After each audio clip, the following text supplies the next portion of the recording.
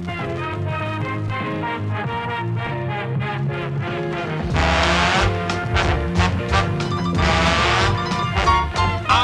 Mr. White Christmas. I'm Mr. Snow. Wow, wow, wow, wow, Luigi. Wow, wow.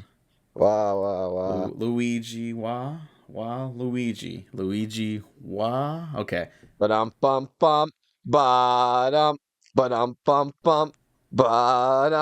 Copyright infringement. No. It's okay. So here's the thing. Hello, everyone. Welcome back to another episode of the Fantasy Fail Blockbusters here at the Waffle Press Retrospectives. I'm your host, Diego Crespo. With me is my co-host, Matt Garingo. That's No me. introduction for Matt really quick because I'm going to continue my train of thought. Here's the thing. You can actually... Hi, Matt. Sorry.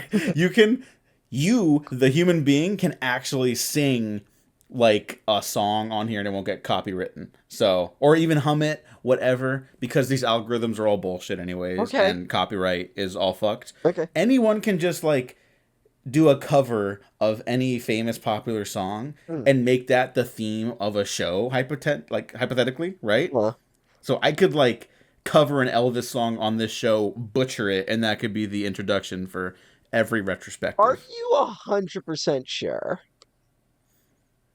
You just can't like label it, and you cannot use like the Okay, I didn't use temp the score music from the song. Yeah. You can't use the music. You can use the lyrics, and you can use like a cover that you do yourself. You have to record it on another device. If that's the case, why didn't we just do Snow Miser and Heat Miser? Fuck, that's pretty good. I don't know. Why I don't know. are we even doing this opening? You know what? Yeah. Our bad, everyone. Bum. Take it from the top. We're here to rank the Rankin Bass Christmas specials. Not all of them. Fuck no. No, because fuck there's too many. There's too many, and a lot of and them it turns fucking out I suck hadn't even shit. seen half of them. Yeah, a lot of them fucking suck, frankly. But pick the good crop. We'll talk about.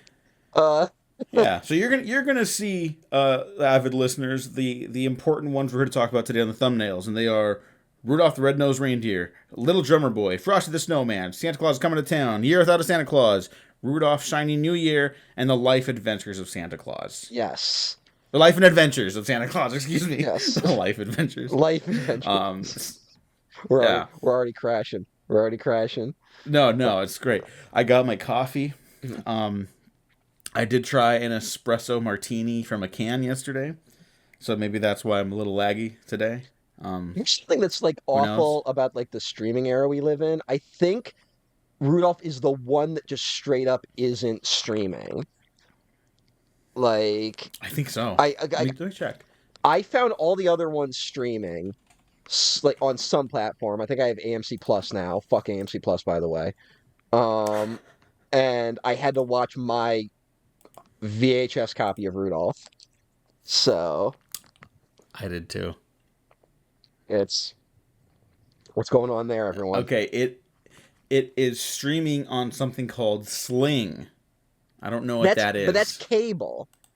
That's just cable. Is but that? Like, yeah, it's like a cable but streaming. Like it's so like that just means it's airing on some TV network, so you can watch that network through Sling. But like whoever has it, you would think they would at least put it on their streaming service. Rudolph's a pretty big get. Yeah. Like, I mean, like the Peanut stuff, like is on Apple, and they fucking promote the shit out of that if you have Apple. Yeah, well, they're like, yeah, we fucking own your childhood we memories. own the fucking Peanuts, you pieces of shit, you fuckers. Yeah, I'm surprised there's not like a fucking Apple TV pop-up ad at like Knott's Berry Farm. Oh God. I wonder if here's something. Remember how we were making the joke about like every industry was like falling apart at the same time, and I made the joke about like puppetry being like probably falling apart too. Turns out the theme park industry is also kind of going through the same thing that every other entertainment industry is going through. Because I don't know if you know, Diego, but Six Flags and Cedar Fair, owner of Knott's Berry Farm, merged in the last year.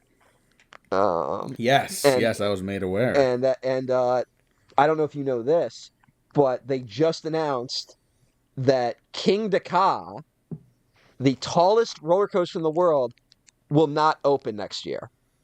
And they just closed Oh, it without any ceremony, and it will be torn down and replaced. Um, they're straight up just closing it. Uh, oh they shit! didn't even I tell. didn't know They that. did not even tell people that it was going to be closing. Uh, it took enthusiasts kind of like being like, "Hey, I heard through people working there they're closing this thing," and they just didn't. They did not even tell people. So there was not a like send off for it.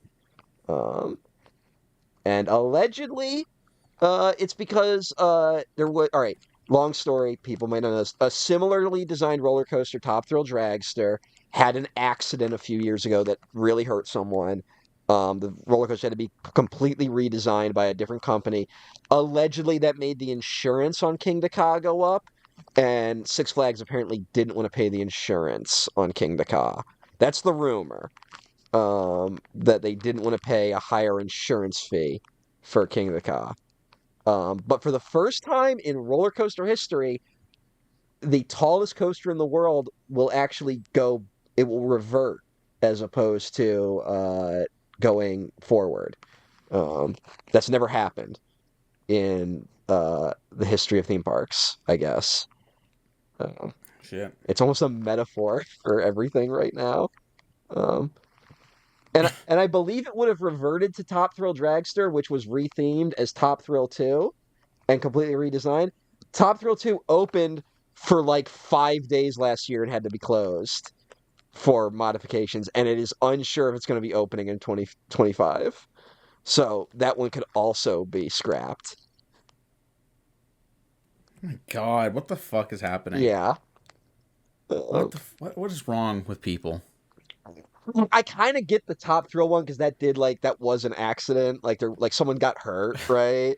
And then, Okay, but yeah, I yeah. can't. But I'm like, sure. it's crazy that they rebuilt the whole thing, managed to operate it for 5 days, and then realized there was like some catastrophic problem that they had to close it for the rest of the year.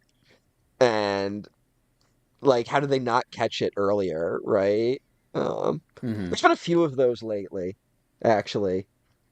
Um, you know the roller coaster Lightning Rod? No, no, no, no, I don't. Lightning Rod. It was a roller coaster at Dollywood. It was one of those classic. It's a wooden. It was partly wooden, partly metal, right?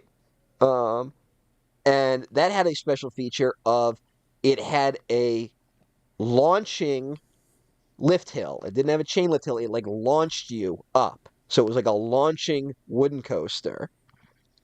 And they built the whole thing and it ran for a bit. And apparently someone didn't calculate correctly how much wooden supports could hold up under a launching wooden coaster.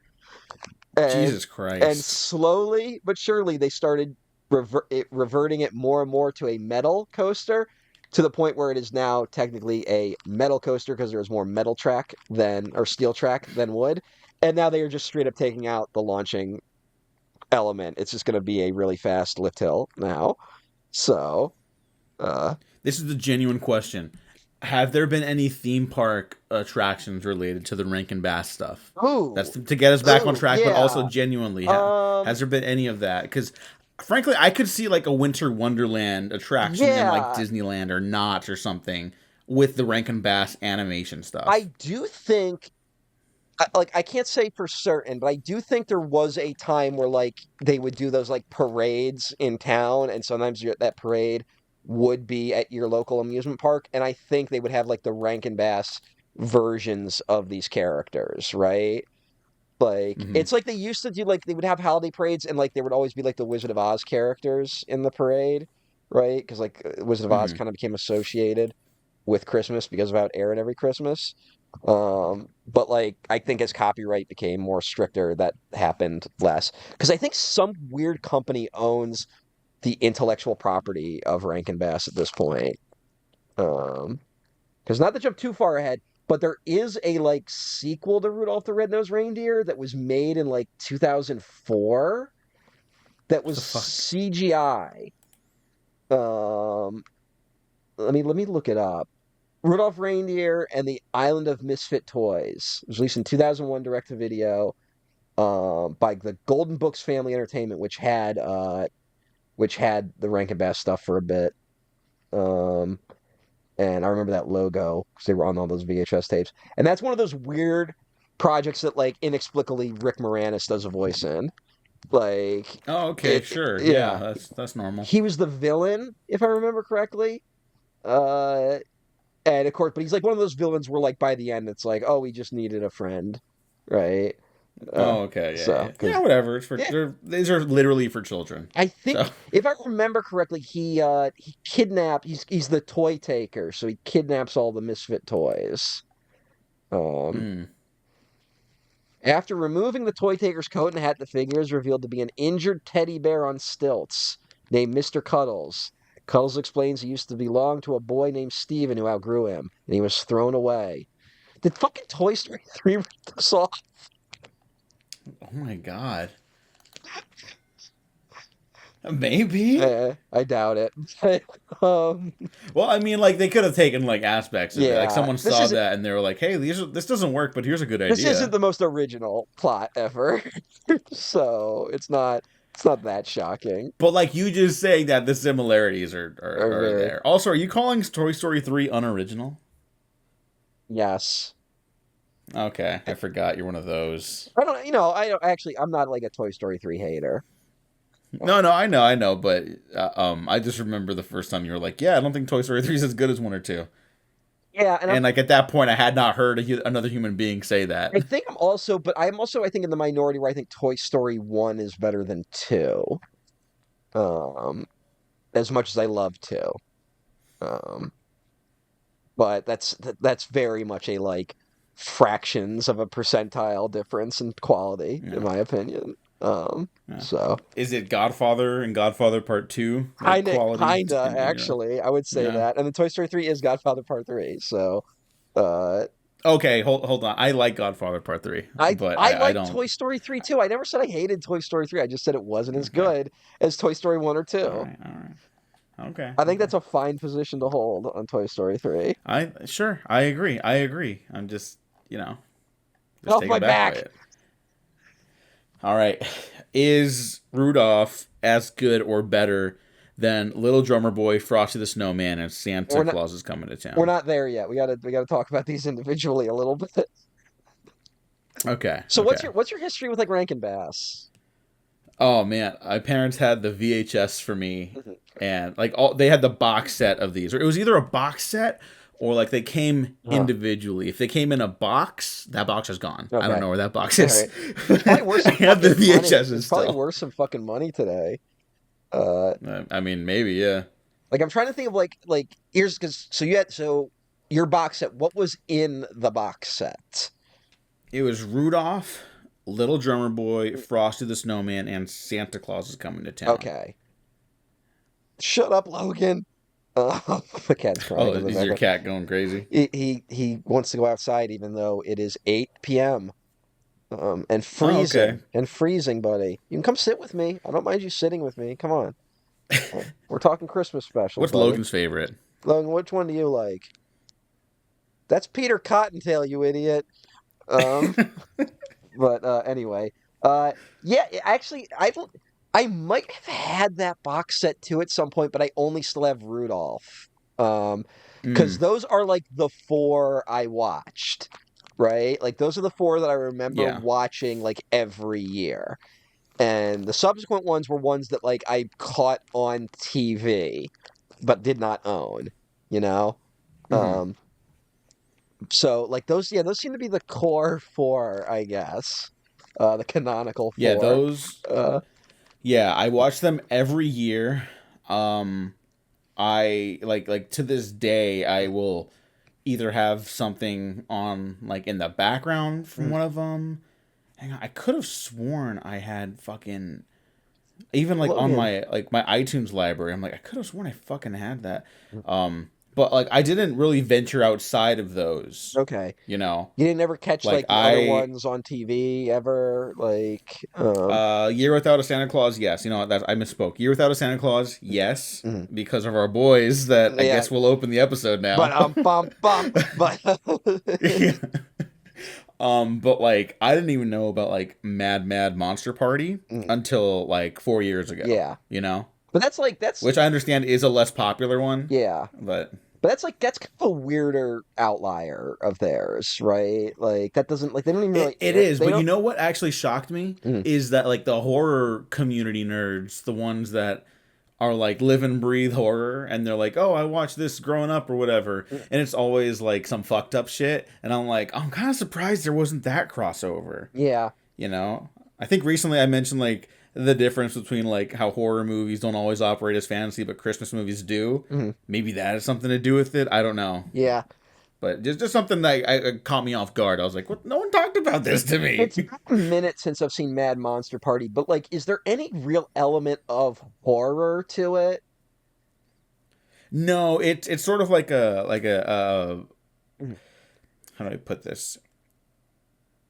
It's more like House Party, but Yeah. with the Universal monsters and stuff. Is And it I mean that in a positive way. is it That's one the of charm of those? that There's movie. another one. I don't think it's Mad Monster Party though, because like that had a theatrical release, right? And Oh, I don't know. I think it did. Let me. I'm Uh, checking. I'm checking. um, Hey, what the fuck? it doesn't say. Um, No, it doesn't say. It yeah, I just think says released. well, because there's like a string of those in the 50s and 60s, I guess, that like they had them and like you would go to see it and they would like do stuff in the audience for children. Like it was kind of like it was like a genuine party. Like uh there's a couple others that I can't think of that I don't think Rankin Bass had anything to do with. But I think there's a lack of horror element to it, even though Boris Karloff does do a voice in it.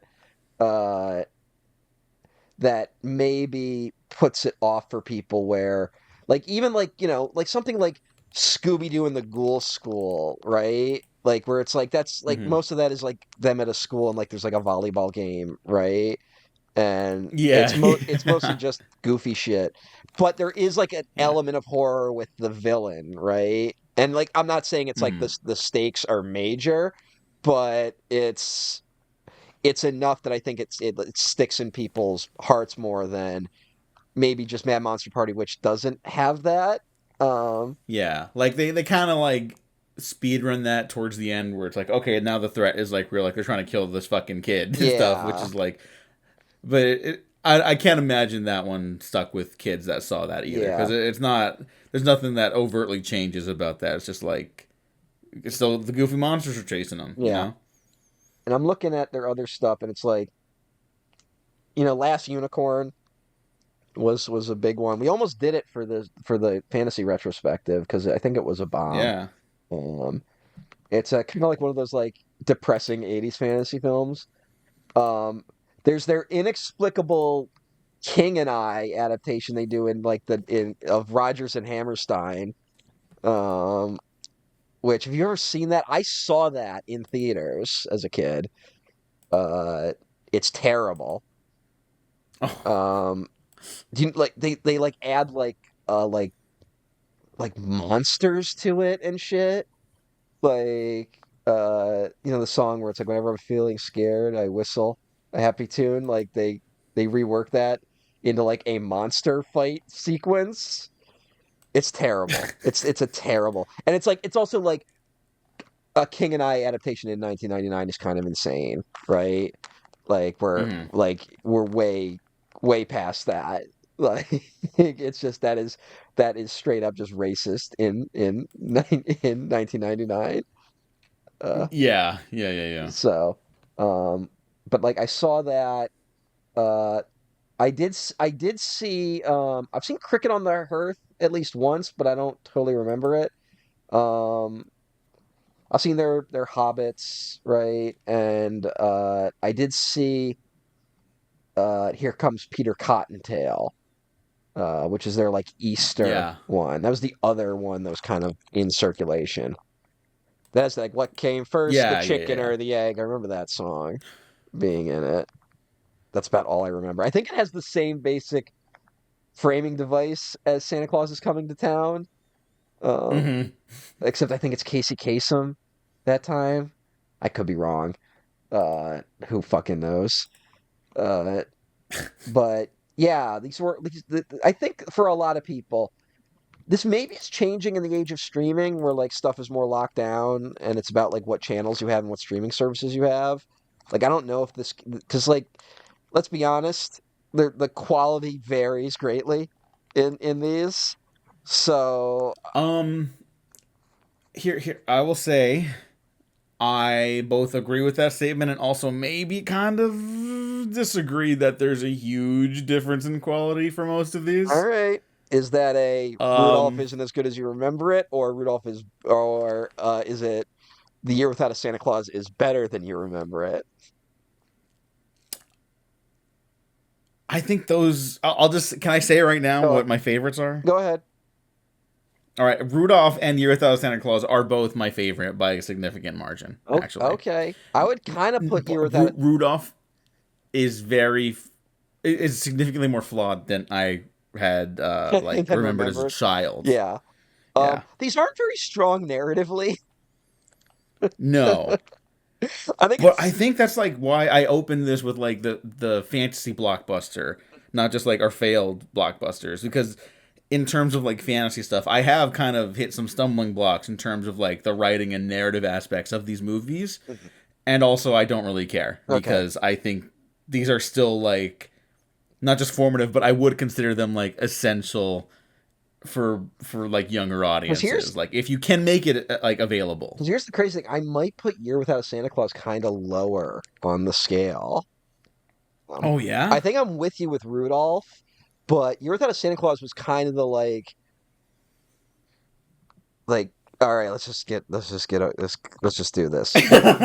Get the Snow Miser and Heat Miser. Like that's kind of what that felt like watching it. Like once Snow Miser and Heat Miser are in it, it's a ton of fun, but like I think the Mm. rest of it is kind of lame. Hmm. The whole like, oh, I'm Look, Santa. I'm I gonna wouldn't take a even year off. disagree with that, but like the stuff that is so good in that is like so fun. And like Mm-hmm. I I'm not I wasn't by that point I wasn't looking to be like rejuvenated Hmm. by anything else besides the animation, right? Because even though Yeah, like the animation is like even like wonky and like and shit yeah. and like sometimes even a little cheap, but like that is the charm of these for me now at this No, point, you there know? is a charm. I feel like what's helpful about especially this, where however many we're doing, one, two, three, four, five, six, seven, eight, nine movies. This is perfect for a marathon. Just watch them in one day and then just be done with it, right? Like during the holidays, Yeah. just pick a Sunday when you're not doing anything. Just watch them. You get kind of sucked into the shitty charm of them, and you have a good time, in my opinion. Hmm. No, Right? I completely agree. And I think everyone wants their formative, like, viewing experiences. You want them to hold up. You want them to be better. And sometimes it's just like, oh man, I should have just left that in the past. I think people need middling and even crappy stuff to come up onto. Yeah. Not to like lie to yourself later and be like, this is better than I remember. Not to even dislike it when you realize it's not as good as you remember. But I just think like in a perfect world, like all this art should just be as accessible as Mhm. the best Christmas movies of all time, you Mhm. know. And you know what? I would still probably put Rudolph up there Yeah. as one of my favorite Christmas things of all time. Yeah, it feels like Um, Rudolph is the one where it's like if you're gonna watch one, watch Rudolph, right? Like Rudolph just is yeah, kind of yeah. just solid, even with the some wonkier elements of it. And I think the Hmm. wonky stuff comes from the fact that it's like these things are like under an hour, right? You can't have the Hmm. strongest narrative with them, you know? And Hmm. it's and even then it feels like they're very padded sometimes. But uh yeah, it's they're strange. They're very strange, and we just it's odd because we just don't make them anymore, right? Like Hmm. there's just not an equivalent. And then it feels like when we do, it's always like some cynical version of it, right? Like Hmm. it's like, oh, what if they said fuck a lot, right? Like that seems to be the joke. Yeah. Uh, or there's actually the incredibly funny uh Mad TV parody where it's Apocalypse Now but Rankin Bass. What? Yeah, I it's haven't seen it's that. called A Pack of Gifts Now. Uh, and it's about Rudolph being sent to assassinate Santa because the toy companies are like, he's cutting into our business. And Santa sounds like Brando, like they have the recordings of him. He's like, I had a dream of a white Christmas of endless snow. Like, Yeah. Or I mean, even like my beloved Community Christmas special, which is like I yeah. think head and above the other like modern Christmas specials. Not that they even do them anymore, right? Mm, I think like Abbott Elementary does them whenever they get a Christmas like season episode. mm. And they're great. God bless Abbott. That's fucking keeping. I've talked about it a lot. It's totally keeping like TV alive right now, Mm. and I hope it leads the way for better like produced television. But for like Community, even that one still has a little bit of the cynicism. Now by the end, that all melts away, and they do just like keep up the Christmas cheer. They're not embellishing, and they're really like embracing it, and it's like a really really sweet episode of television. Yeah. But that's also like within another show. We're not doing standalone Christmas specials that aren't related to something else anymore. Yeah. Well, like what Yeah, has been like the Christmas special? There was like a Grumpy Cat Christmas. Like feels like the new there thing. was. Yeah. Yeah, Yeah. and I feel a little weird. I did praise that at the time, and I did think it was charming. But that poor little cat, like Oh yeah. being Yeah. chauffeured around Um. everywhere. Yeah. She passed away, right? Yeah, Oh. yeah. Oh. R.I.P. Oh. Um, but yeah, like besides that, that might be the last one. Mm. Well, there's that. It's like I think Elf on a Shelf has had a bit of a like resurgence, right? Like where there's like I think there's Elf on a Shelf movies. Um, mhm. I did Well, not, actually, we should define parameters for this because there was also like the Sabrina Carpenter Christmas special. which everyone like kind of hated, but Dude, I'm a Sabrina Carpenter fan. Like, not she's not just like a yeah, very like beautiful woman, obviously, but like I like her music and I like her vibe. And it's just like the direction fucks it up. I'm like, this was like pre-recorded. You could like just fucking. You can make this like better. Who is responsible yeah, for this? That should have been like killer, and it just wasn't. yeah. You know what? But yeah, like stuff like that. There's like a Very Merry Christmas. I think they did two of those. Oh, did they? Yeah. I saw the first one. I think they did another thing with Bill Murray. I barely remember it. I think I watched it when it aired and was like, that was charming, and then left no impression on me. Yeah. I did not know the Elf on a Shelf gimmick until like a few weeks ago. Like I didn't understand. Like I just knew everyone made the joke, but I didn't realize that like you're supposed to move the elf around while the kids are asleep. Um, like I didn't know that was a part of it. He's supposed to be I reporting. didn't know that growing up. Well, Elf on the Shelf is fairly new, isn't it? Yeah, that's probably why. Yeah. I mean, maybe we could both be wrong. Yeah, this, we like, could tell, actually. yeah. This is like the time-honored tradition of America. Well, What's wrong with you? I googled Elf on a Shelf. I tried to find Elf on a Shelf to find the earliest, and the earliest I got was a 2005 book. So I think it's a little after our time, right? Of just yeah of stuff. Mm-hmm. But yeah, so there might be Christmas specials happening out there that we're just not aware of because we are not the target demographic of it, right? Yeah. Feels like there's the Hallmark Christmas stuff, which we will talk about, one of those at least. There was the I will be interrogating my nieces and nephews about this tomorrow night, though. right on. So. Or at the time of recording tomorrow night. Yeah. Be like, hey, what Christmas stuff do you guys do? There were you guys like that? There were those Christmas Prince movies they made for Netflix, which are kind of Hallmark movies, essentially. Yeah. Netflix kind of co-opted the Hallmark thing, but I think whatever. Like, if you can do Hallmark movies, you can do Netflix Christmas movies. That is kind of what Netflix is for a lot of the time, and I mean that in a positive way. Yeah, I mean, look, wine moms need stuff to watch too. Yeah. But that's got a whole weird setup of like there's a kingdom that's like worships Christmas. Interesting. Starring the wonderful Rose McIver from iZombie. Really great actress, and I genuinely mean that. Right on. I'm trying to look at like there doesn't seem to be a great way to search Christmas specials on anything, frankly. Um, Yeah, I looked up on like I came across the Wikipedia page and it's like it's either like sort of too some much or stuff. not enough, right? Like Yeah. it's both. Um, I'm just gonna check real quick Um the like 2020s like TV specials of 2022. There's the Adult Swim Yule Log, um, Christmas with Delta. Don't know that. Oh, you know what? I'm gonna shout out the Adult Swim Yule Log. Mm, Gene did an interview with them that was really great with mm. the team behind that. So go check it out on the channel. Have you Yeah, heard good of stuff there. Christmas? Which I've never heard of. It was apparently on Hmm. Showtime. Um, but yeah, there doesn't seem to be a ton. At least there's not a lot rising to the surface. A very boy band holiday. Oh, it had. Oh, it's like. Oh, they got a bunch of like NSYNC and Boys to Men, and that's like a musical thing. Um, yeah, but like nothing. Nothing that I can think of that off the top of my head that is in like this sincere pocket. I think that's why maybe we responded so strongly to the Christmas Chronicles. Like it felt like it Hmm. had been a minute since there was something like that was of that quality where it's like it's not great, but like it has a charm and it's like yeah, if it's the holidays and I got nothing to watch, I'll throw it on, right?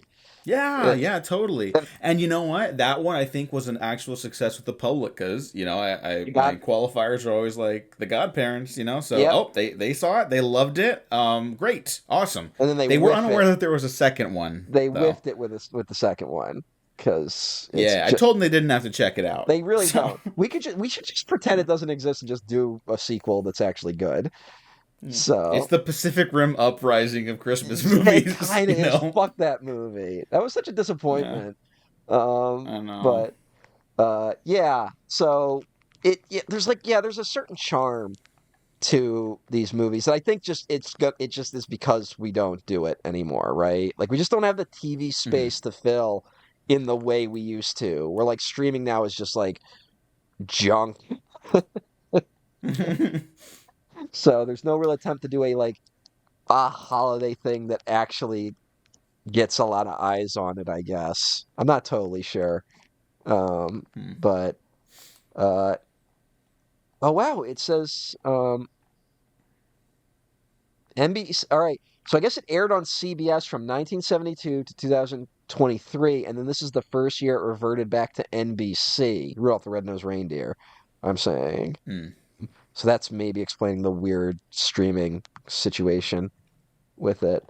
Um, did it scare you as a kid?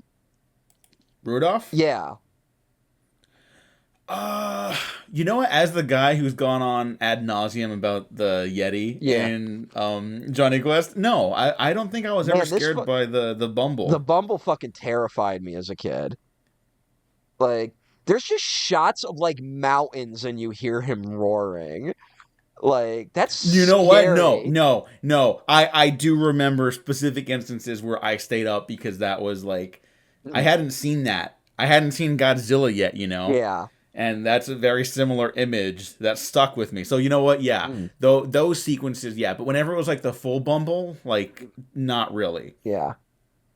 We have to also mention that Rudolph the Red-Nosed Reindeer does not originate with the special. If it's a recurring thing in these Rankin Bass things that there was an already pre-existing song they then built a special around, essentially, Yeah. right? Hmm. It's not so Rudolph the Red-Nosed Reindeer. The story goes back to like the 30s, and I believe it was something that was just made up by like a supermarket or something that it was like leave your kids here while you go shopping and we'll tell them some Christmas stories, and someone just made up Rudolph the Red-Nosed Reindeer, and that became a story becomes a song becomes this fucking special. um I do sort of love like the practicality of that origin, though. You know, I yeah mean, I think what we're discovering doing these retrospectives is that even the greatest art and artists, like it's coming from a place of like not that desperation is something we should all strive for. I think we should all be taken care of. But like, you know, people are just trying to make a living or well get it something made. and then the process, like you stumble upon, Yeah, you change like culture. a legacy Like, almost. Yeah, you know.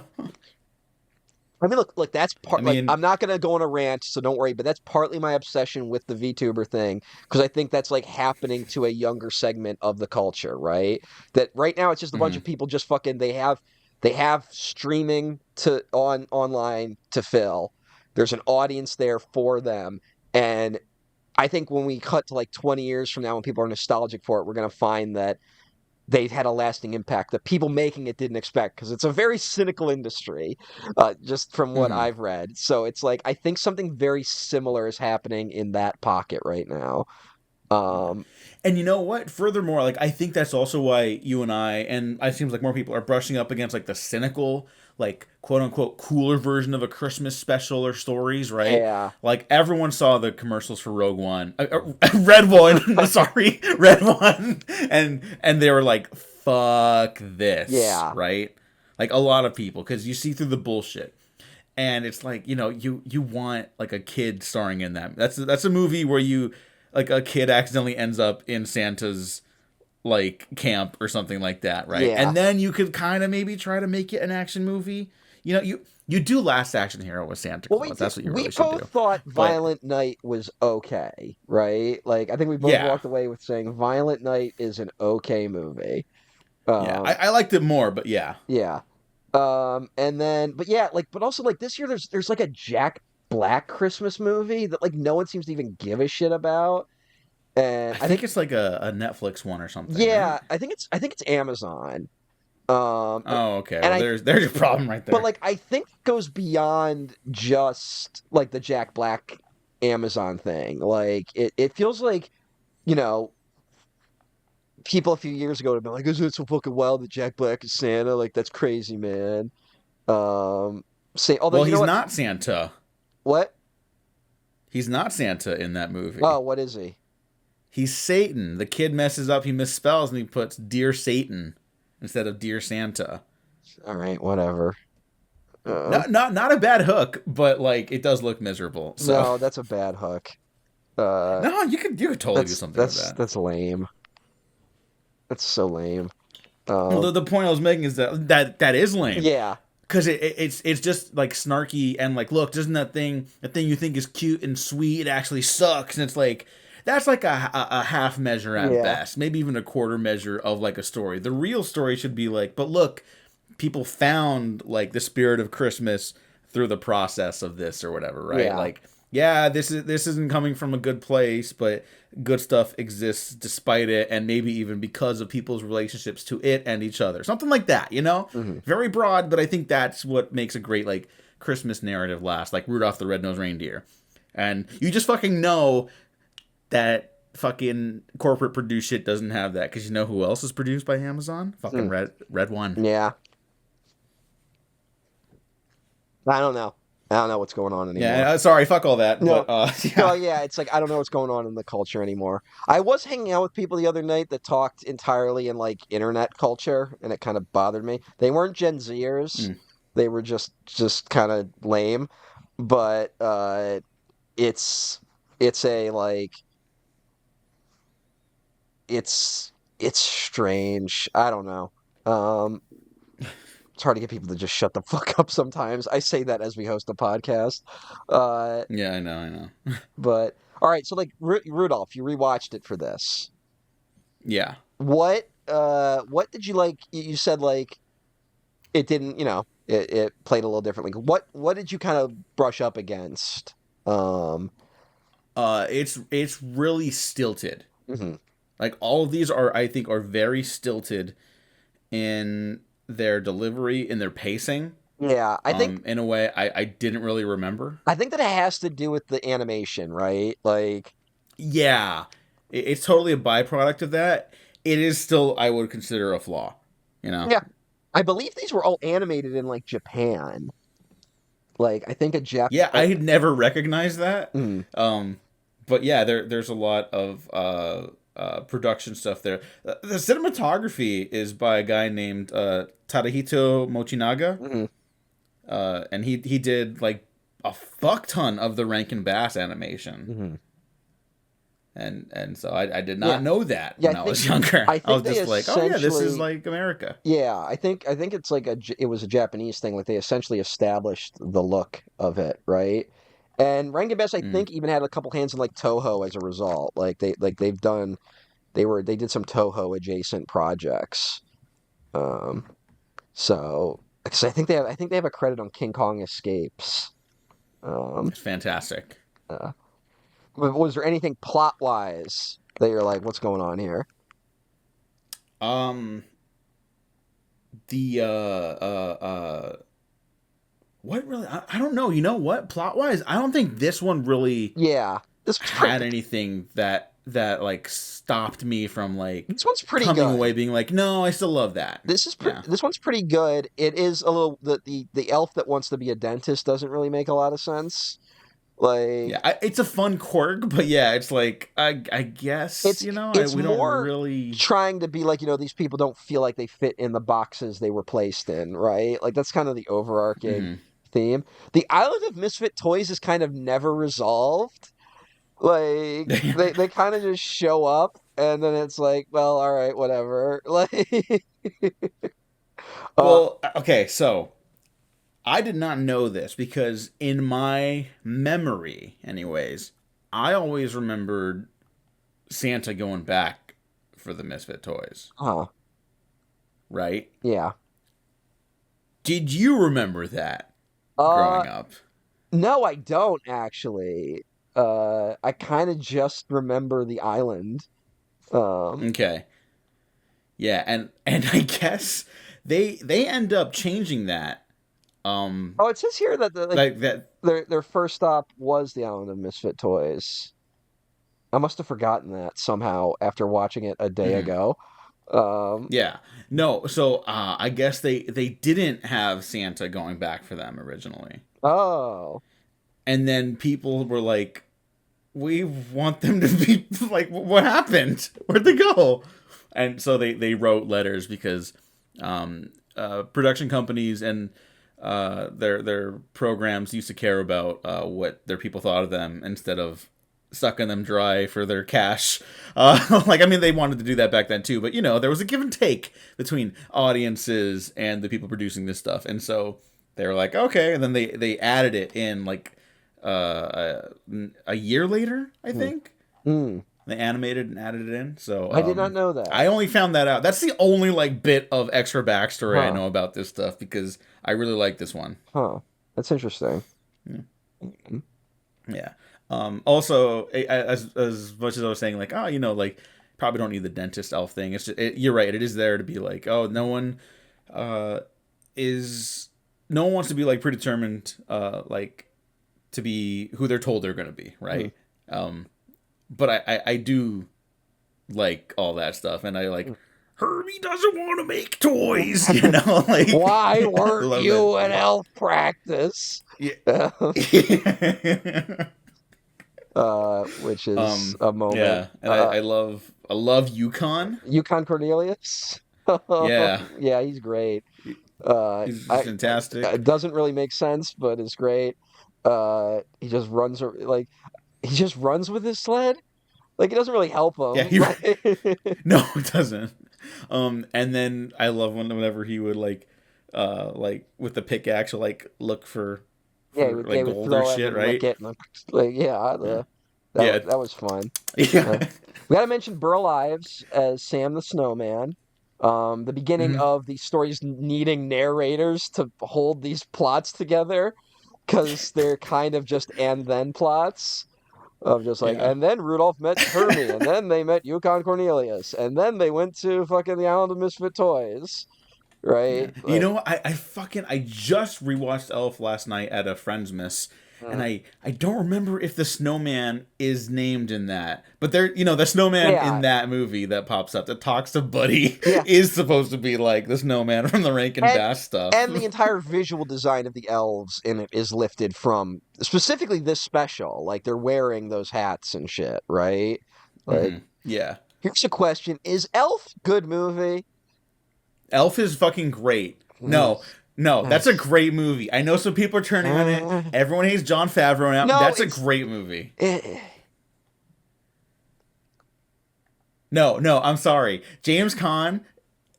Oh, He's not a career best performance, but he is so fucking good in that movie. Here's the thing. I think it might be one of the most perfectly cast movies of all time. Like, I think not just James Caan, like, down to fucking, I mean, it's the thing that kind of makes Will Ferrell, right? Who apparently, like, didn't like Jon Favreau, if you believe that. But down to, like, Bob Newhart as his father, right? Yes, Papa Elf. Yeah, like, those are all great performances, but, like, the plot of Elf.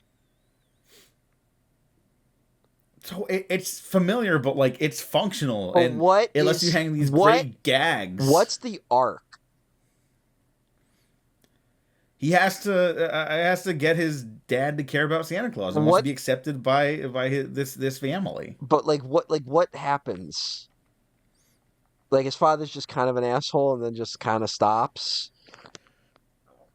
Yeah, he learns to not care about big business, and he learns care about his family, because this guy he didn't know he had that other son, so he has to, like, it makes him confront, like, the choices he's made that's shutting out his current family too. He doesn't really do that, though.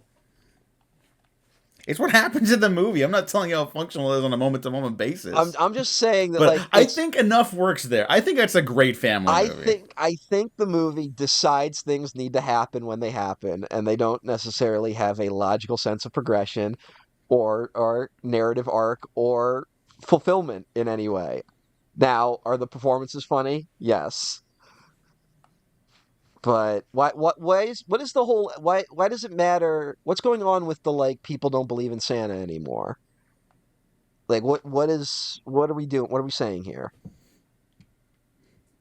That's just normal Christmas movie logic. It's like, people are less cheerful and everything like that. So there's no, like, reason for that. It's just the arc of the story. It feels like every narrative element of it is just like, well, that's what happens in a Christmas story.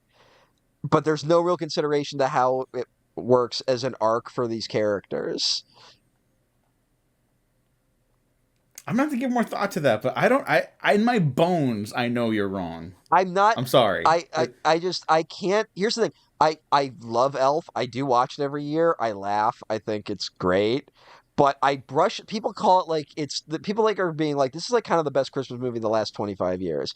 And there's a part of me that's like, I don't know if it works enough that I want to give it that. Like, I feel like it should be better. I don't know about the best. It's up there, though. I don't know. I can't sign off on it. Okay, so you think Rudolph is better? Well, here's the thing. Narratively, I think it's on par with Rudolph the Red-Nosed Reindeer, the Rankin Bass special. But I guess that's what I'm saying. And I think the Polar Express has a similar flimsy narrative, and the Polar Express just bombs because it's a nightmare to look at. Yeah.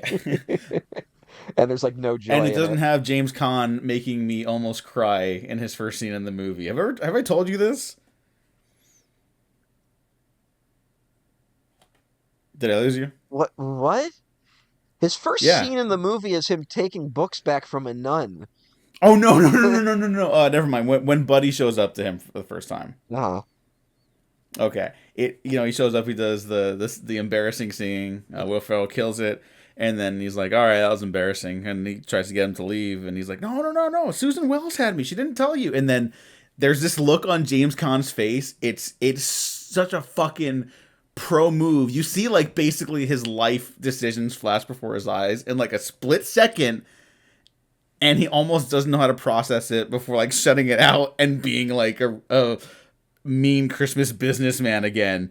And I don't know why, but every time I watch that movie now, I'm like, holy fuck, James Caan was probably my favorite actor. Like, I think he was just unbelievable. Like, I've said his performance in Thief is my favorite movie performance, but fuck, he's so good in Elf. And Diego, when did your father pass?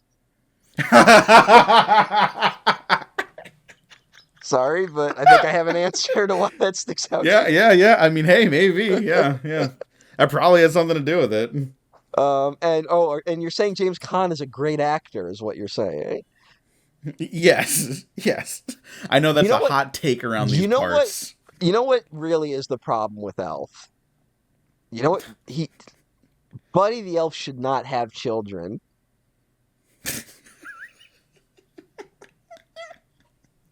That crosses some sort of line that they just shouldn't do.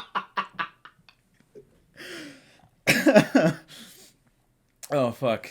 That's my hang up with Elf, I guess. Kind Okay, sure. I guess if you're trying to bring it down to earth, you don't want to embrace the Christmas magic of it all. again, I don't buy the Zoe Deschanel like loving him thing. Not that she doesn't like him, right? Hmm. But like I don't buy her falling in love with him. That's hard for Will Ferrell, frankly. Like, no offense to Will Ferrell, my man. Like, he's fine. Like, he's a comedic actor, but like, since he struggles at the heart of a sincere love story. The age gap thing is unfortunate. There's the age That gap, doesn't help. but that's all over the place. We can talk about a million stories like that, right? But Mhm. I'm just saying that I don't think he can sell sincere love story. Is all. All right. Would you like Artie Does Lang? Rudolph's love story work for you? Um, is there a love story? Well, between him and what's her face, fucking the other elf, Oh yeah, the no and the reindeer, yeah, the reindeer. the other reindeer who like doesn't really have a name, I don't think. Um, No, but she thinks he's cute. Clarice, Clarice, the doe. she gets Yeah. kidnapped by the Bumble. She she Uh, thinks I'm cute. oh, Yeah. Rudolph's cute. Then That's the thing. Rudolph's cute is yeah. part of Billy May Richards, who will voice Rudolph several times going forward. Right? Um, Hmm. Passed away in 2010. Um, but she imbues a lot of like I don't know. There's something to there, like the voice acting of Rudolph is kind of really just nice in it. I don't really know how else to say it, right? Like, It's very comforting. It's very cozy. yeah, and you're like, oh, I want to protect this fucking red-nosed reindeer. Um, Yeah, like everyone's so mean to him, and of yeah, course they. You know what else too? Even though it's narratively like a little like laggy, I don't think it's lopsided, and I think out of all of these, it has the most like traditional narrative arc, yeah. which makes it more than functional. Well, I was that's calling Elf functional. I think this one does, where it's like, oh, he doesn't know he fits in, goes off on a journey, he comes back, they need him, and huh. now he gets to show them why being different is special. Well, That's the arc of this movie. I also think it's because it's one of the few songs that actually has a full arc to it, right? Oh, he'll Like, go down in history, and then he does. Yeah. yeah, like the rest, like the rest of them are like a song that they just add Yeah. that they kind of like. Okay, we'll build a movie around this, I guess. Like, Hmm. like Santa Claus is coming to town, and they're like, better watch out, you better not cry. Like they built a whole movie around that, Yeah. and of course the narrative is going to be a little all over the place, Yeah. but um. So yeah, Rudolph. I mean, totally. I think it's just like yeah, but people watch it every year, right? Um, Hmm. but it holds up for what it is, right? No, I think it holds up regardless of what it is. I think throw this one in front of anybody. If you want to like get into Christmas vibes, I think this one also has the best Christmas vibes. Mhm. You know, I think this is the whole package. Yeah, yeah. Considering, I would agree. no. All right, now to take a wide pivot in terms of vibes. Uh, Yeah. Here's maybe my greatest sin as a human being. Okay. I like the Little Drummer Boy song. Okay. I know that people every year are like, "Oh God, I hate that fucking song." Like, there's even like a whole thing about like trying to get through the holidays without hearing it, right? There's it's like an Mm. online thing about it. I like the Little Drummer Boy song. I think it's a very sweet little song. Now, Yeah, I did not know any of that you just said that. So I guess that's our different circles but do you not or did you different life know that people experiences. don't like it? Like, do you find it? No, I didn't know. Mhm. I didn't know that people like hated it. There's always like it's one of those songs that people kind of like. I mean, I think guess that happens with every Christmas song where it's like Rudolph, it's about like conforming, right? Like it's secretly trying to make you Hmm. conform, man. Or Baby, It's Cold Outside being maybe about getting roofied, like Yeah, you know. which is mainly people make those jokes and then conservatives don't realize people are joking and then it becomes a genuine cultural issue because they think people are too easily offended. Like, no one Hmm. actually thinks that about fucking Baby It's Cold Outside, right? It's just a thing we talk Yeah. about.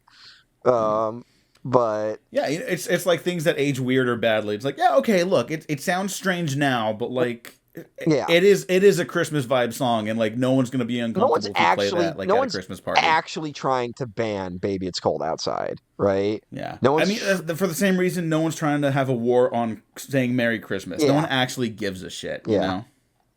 Fucking white people gotta Like make we get shit it. up. We But Christmas is more than just a religious holiday at and this point for America. I think the Little Drummer Boy is a similar thing where people are like, "Who the fuck plays drums for a baby?" I think that's the joke. Like trying to calm a baby They down, could you play keep the some baby up. yeah. But like even like famously, like I think the Little Drummer Boy at this point is probably more famous for fucking the Bing Crosby David Bowie uh collab on it. Bing Crosby's last Christmas special. He literally died while they were filming it. Um, and even then, like they were like Bowie, they were like Bowie, just show up, and Bowie just showed up, and they were like, we don't just sing Little Drummer Boy. And he's like, I'm not fucking singing that shit. Uh, I've been like really into Bowie lately ever since we did Labyrinth, and I've been reading so many interviews with Bowie where he's just a whiny bitch, and it kind of makes him more endearing in a weird way. But like he basically had them write the like Peace on Earth element of it like 5 minutes before they recorded. Uh, but again, even that he was like fuck Little Drummer Boy. Uh, so it has that reputation. I don't know. I guess because it kind of sticks in your. I think it's kind of an earworm, right? Like the bum bum Mhm. bum bum. Um, but it's always stuck out to me, and I kind of still get a little emotional at this special, right? Um, Yeah, I do too. This is, for lack of a better term, the prestige Christmas special yeah, of the the bunch. Prestige Rankin Bass Christmas one, like Yeah, there's this is the rewards plate. yeah, No, but you get what I'm saying, yeah, right? yeah, This is the more important one, yeah. and I think that's why I didn't like to watch it as much. And you know, it's still not my favorite. Mhm. But I remember like it was whenever I would watch it, it felt like the same way Sunday church used to feel like a chore, because it obviously was. Yeah, This one kind of felt like that at times. Like, oh, well, this one is the religious one, so it's more important, yeah. you know. So I have to watch it. Not a fun watch. I didn't really go to this one because I was excited to Uh-huh. see the little drummer boy. I You somehow know. ended up watching it like every Christmas. Like it was like kind of one of the ones I watched, right? Hmm. I don't tell but Okay. it is kind of like brutal where it's like his whole family's slaughtered, right? And Yeah. little drummer boy's like, I hate all of humanity now because my family was murdered, which is an interesting plot that is not in the song. The song is really just a cute story about like the little drummer boy is technically the first person Jesus blesses, right? Hmm. Like because he smiles at him at the end.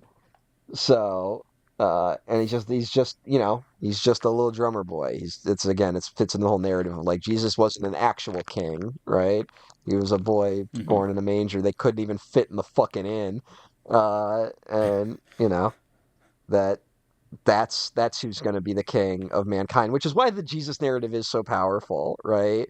That Hmm. um, we're not the person who's going to save us isn't a god king. It's just a boy born in a manger, and he'll take care of people like the little drummer boy, which we needed that narrative for a long time in human history, uh, Yeah. just to keep us And I fucking mean, hey, going. in terms of like the great like fantasy myths and stuff like that, like yeah, Yeah, that is more powerful of a sentiment than an Old Testament god. Yeah. Um, Who would have like fed the little drummer boy to like a fish in the ocean or something like that, you know? well, he would have sent the three dancing animals to the little drummer boy and then killed them as well. And be like, Yeah, yeah, and now you get it. And then he'd fuck yeah. off and then be like, get Yeah. what? Like, who's that fucker who's tested to like almost kill his son? Oh You God. know? Yeah, that's that. Even like as a child, I was like, Is it is no, that something's up here. is it Abraham or Isaac? Yeah, yeah, Abraham. Yeah, Okay. like God's telling him, like, you're gonna kill your son, and then the angel comes down. No, no, no, God was just testing you. Yeah, he's It's like, like, what the what the fuck, fuck? dude? I was just fucking with you. Yeah, Yeah, like, interesting. That's a real interesting narrative. Um, yeah, yeah. In terms of that faith and religion, it's like, oh, I can't imagine why so many people would go to Satan after that, you know, yeah. or Uh, however that works. But anyways, all right. strange one. All right. Little drummer boy's nice though. Um, the for lack of a better term, the villain of this story is voiced by Jose Ferrer. Uh,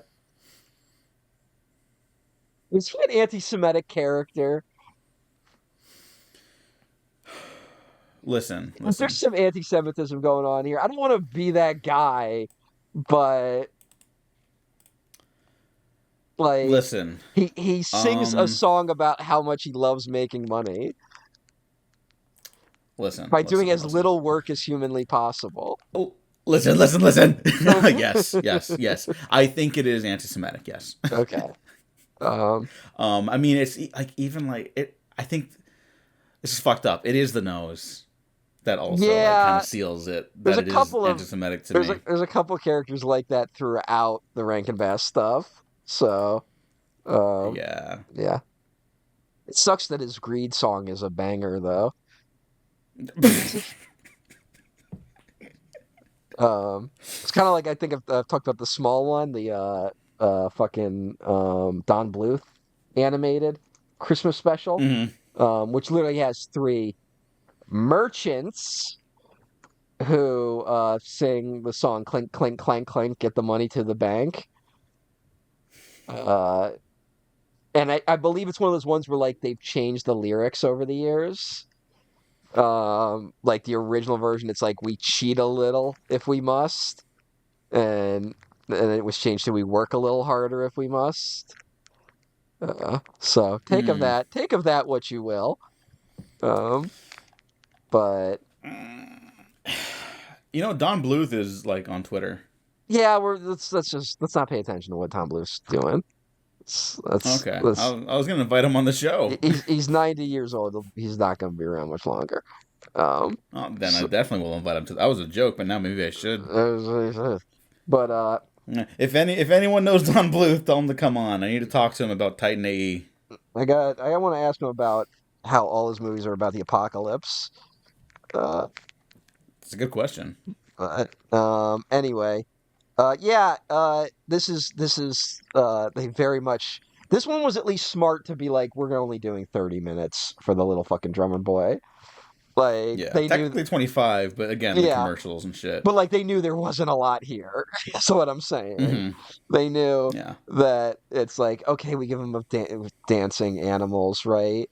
I actually, in terms of the narrative of the Little Drummer Boy song, I think the reviving of the lamb, even though it's a lamb, I think it kind of undercuts the point of the song, right? Uh, A little, but you also can't like having done that. Like you mhm. can't just leave that thread hanging Yeah. either. Well, maybe don't do that. I mean, sure, It's yes, kind of like yes, you could do something else. it's literally like oh, like it was like oh they were so happy they didn't notice, and then the lamb got run the fuck over, and then the one wise man's like, why don't you ask the baby for help? And he's like, I guess. It's just that song is pretty Maybe dark. that's why I. Is that dark song about like wearing a smile on your face even though you fucking hate everyone? Like this is really dark Hmm. for probably the darkest of the Rankin Bass ones. Uh, Yeah, I mean, even the way it's like lit, like yeah, the environments and such, like it's much more moody yeah, and atmospheric, I think, than all the other ones. But yeah, definitely darker tonally and visually. So like I guess pretty strong direction from Jules Bass and Arthur Rankin Yeah. Jr. on that front. And this one's narrator was Greer Garson, Academy Award nominated Greer Garson, the fourth most nominated woman for an Oscar ever. Um, Oh, even still. yes, I believe to this day. Wow, good for her. So I don't know if she ever won. Yeah, she did win for Mrs. Minerva, the William Wyler Mm. film. Um, so there's that. Her career kind of fell off fairly quickly, as it happens, unfortunately, for older Mm. actresses. Fuck you, Hollywood. Um, but it looks like the last few things she did was the narrator of The Little Drummer Boy Book Two, which I've never seen. I haven't either. Don't even know what the plot of it was. And then she was in a TV miniseries version of Little Women. So uh, those were the I gotta last. get through all these Little Women adaptations because I had only seen the Greta Gerwig one and loved it, Oh, really? and I went back to the '90s one and I Not loved Yeah, it. 90s is like here's the thing. People are shitting on the Greta Gerwig one these days. I don't get it. Um, Now she's getting popular and she's not going to be the indie darling they all wanted her to be. And sorry, fuck off. Like yeah, she's a good director. I don't know what you people want anymore. yeah. Like fucking go outside. I really think her fucking Little Women is like a really impressive movie. Like I think it's Yeah, me too. a really good adaptation. And Yeah, I can't comment on that front, but just like as an individual movie, and as someone who didn't know where the little sister was going, um, I was very impressed by it and kind of floored, yeah, honestly. so I don't know. People calm the fuck down. Um, she's doing Narnia next, right? Yeah, and you know what? I think she could do it. I do think she could do it. It is just a crazy follow up to Barbie. Hmm. So Yeah. I mean, she went to like an all girls Catholic school or whatever too. yeah, So knowing that, I'm like, oh yeah, that's probably the person you get to do but Narnia. yeah, you definitely want a lapsed Catholic to do Narnia. Yeah. Like you definitely want that. Yeah. I'm in total agreement on that. It's just interesting that's a hell of a switch up. Um, Hmm. all right. Happy birthday! Yeah. Okay. It's Okay. No, fucking. nothing else I, on Little Drummer I Boy. don't have anything else. Do you? No, no, but not my favorite. Nothing really fundamentally wrong with it, but I think that's the one that's just not really my cup of tea. I'm not someone who's like kids shouldn't be exposed to certain things, but Talking. just considering the darkness of that one, I would say like maybe 6-year-olds Speaking start of there. speaking of not being one's cup of tea, let's talk about Frosty the Snowman. Your least favorite That song fucker. ever, Yeah, right? that fucking song. First of all, the fucking song sucks. Fucking and just they just assume the hat made the snowman came alive. That's some fucking do some due diligence, kids. What the fuck? What's going on here? That would freak me the fuck out if a snowman came to life. Imagine if dancing frozen water just came to life. It is just singing and dancing in front of you. Some fucking Cronenberg shit. And you're gonna blame it on the hat? Okay, so do you think there's any way for this narrative to have worked for you, or are you someone who's like that? This is a horror movie that we just Well, here's the haven't done thing. yet. This one, at least the special gives some more backstory to the fucking hat. They at least take the hat off to be like, what happens when we take the hat off? And Frosty goes back to being a snowman. And then when they put the hat on again, he comes to life again. So I'm like, okay, at Hmm. least this special justifies that the hat did it. Every fucking year with this shit.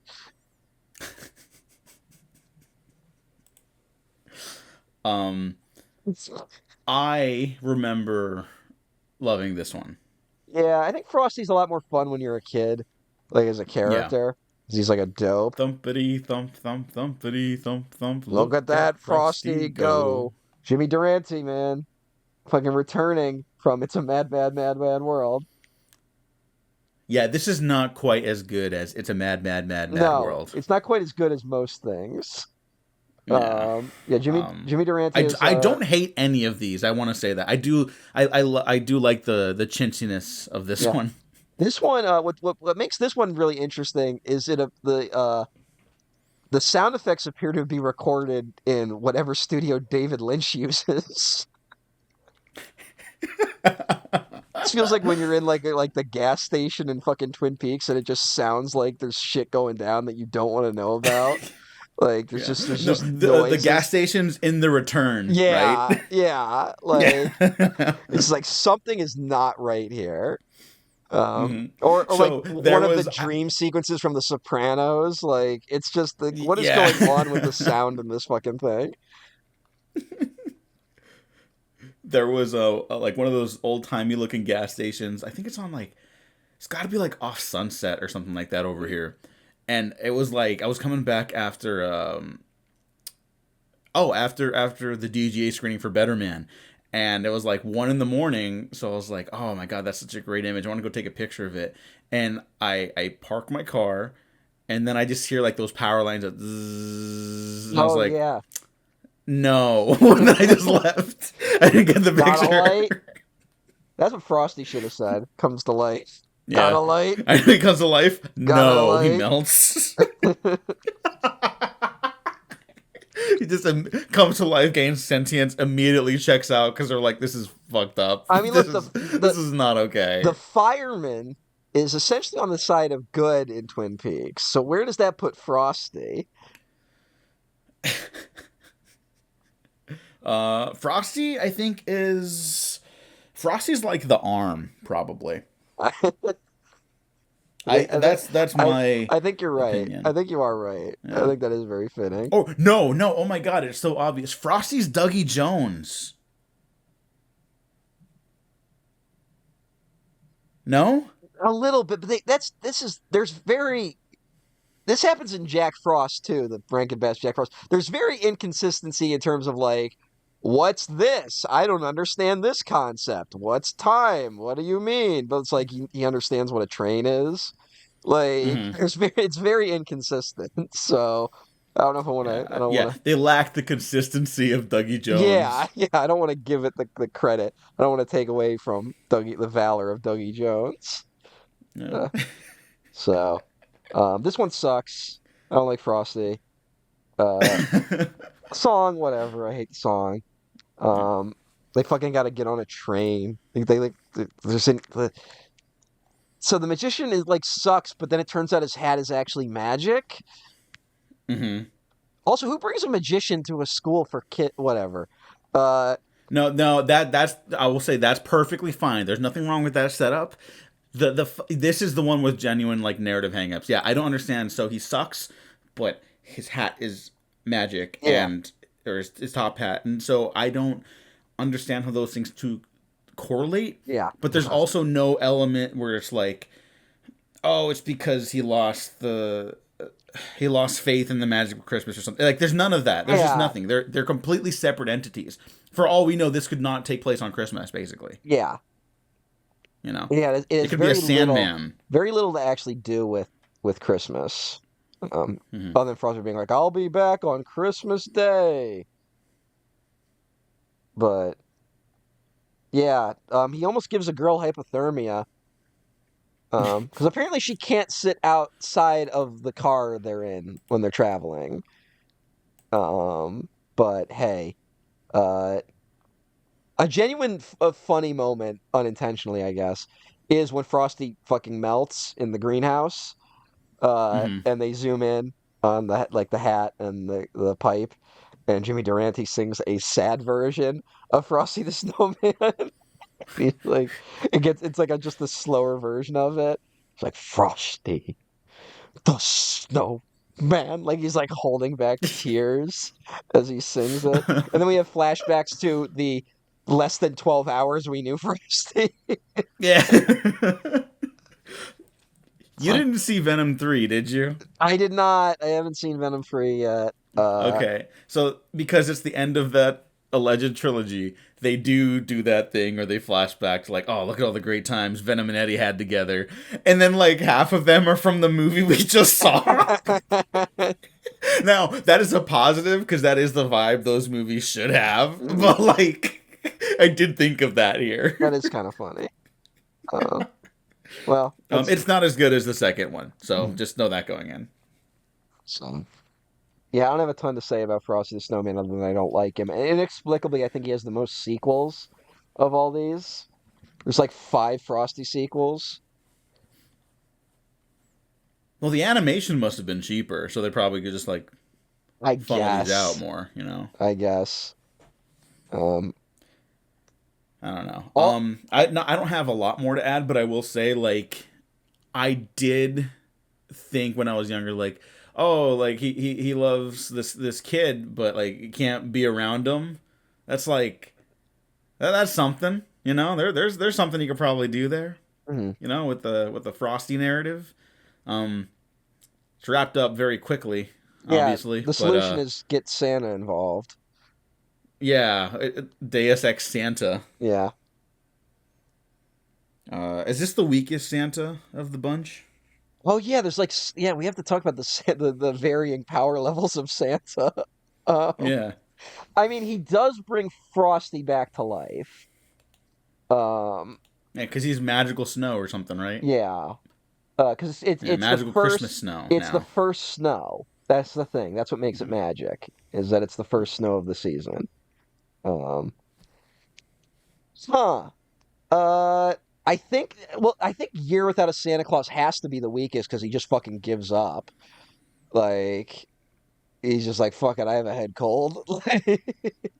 No Christmas this year. And he did not have a backup plan. Apparently this was something he never thought would happen. So I guess that's the weakest Santa of the bunch. But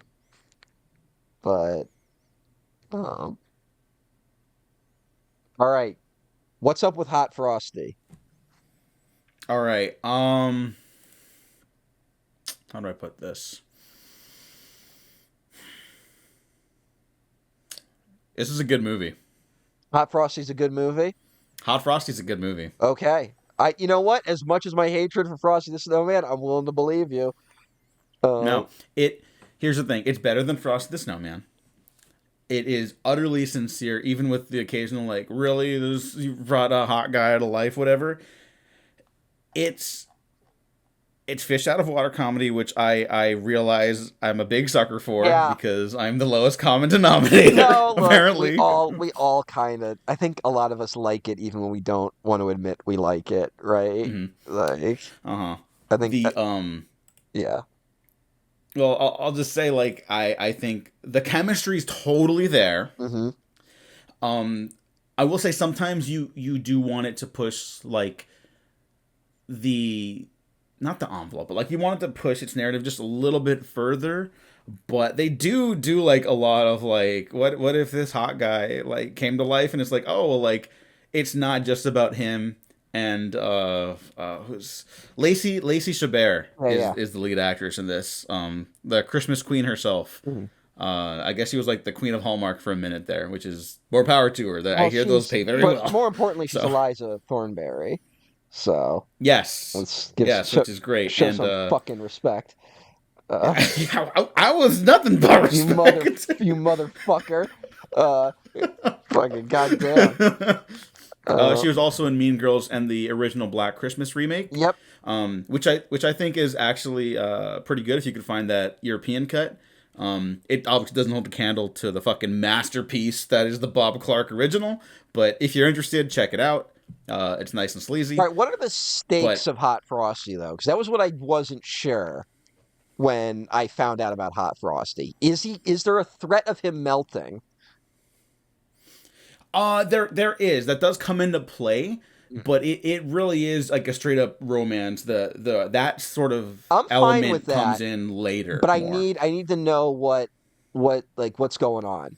Like, God, I should have told you to watch, because I actually do think, even if you don't respond to it like I did, I do think whether you like it or dislike it, you would have had a strong reaction to it. Okay. Is the thing. I'm probably gonna have some weird fucking take on how I think a hot frosty should be handled.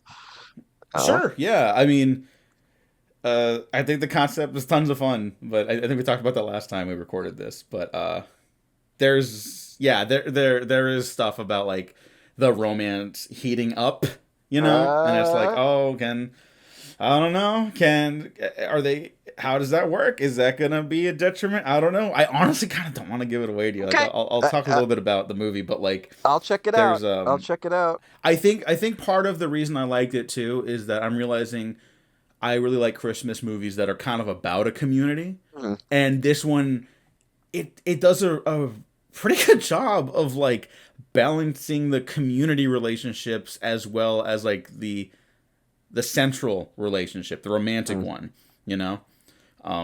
There's also a very funny moment once people start getting introduced to Jack the snowman, the hot frosty man, where like this little old lady's having trouble like reversing her car, and he comes out like shirtless, and he's like, "Oh, do you need any help?" And she's like, "Oh, you know," like then she starts getting flustered and stuff, and there's like lots of that little stuff, you know. Because he's a snowman, does he like not get cold? Is that the thing? Yeah. Like, okay. All right.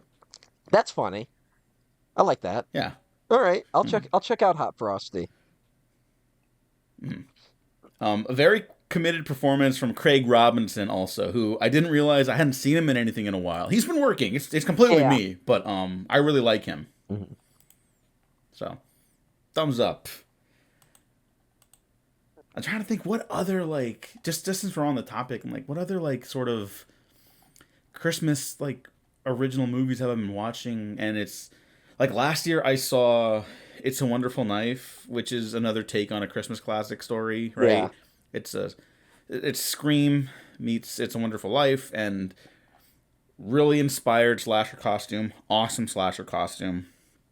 I wish I liked that one as much as I like Hot Frosty, which is a shame. I understand Hot Frosty probably had a much bigger budget though. Yes. So maybe that's it. I guess that's kind of it. Yeah, I don't really have much more to say about Frosty the Snowman, but I would recommend Hot Frosty. All right, I think that's. You know what? Here's a weird thing. Okay, I think as we get older, you and I specifically, and people in our age demographic, sometimes we catch up with certain blind spots that are like cultural canon, right? And everyone's like tells you how great they are, like they're life defining, whatever, they're formative, and that's all great. That's individual stuff, right? Then you're like, the Goonies isn't that good, actually. Yeah, a little bit, and I'm like, I'm not even like super in love with Skeleton Crew, but I'm like, oh, I kind of get what people got out of that now. You know what I mean? Yeah. And I think Frosty the Snowman would kind of fill a similar void, or leave it unfulfilled, rather, where if someone came across that, because someone they know grew up with Frosty the Snowman, they'd be like, I don't really get it, you know? Yeah. Little Drummer Boy and Rudolph, I think people would at least understand it, even if they don't respond to it like we do. Yeah. You know? Okay. Yeah. But guess who's coming to town? Do you think... Yeah. Do you think they would respond to Santa is coming to town? All right. The same way, you know? So first of all, this is narrated by Fred Astaire. Just got to get that out of the way. And Santa is played by Mickey Rooney. Just... All right, I guess that's what we're doing here. Is that a positive or a negative for you? You know what? He's not. They're not bad, right? Like they are workers. They know how to do their shit, right? Like they're not. They know what they're doing. But the narrative to Santa Claus is Coming to Town is a bit of an odd one.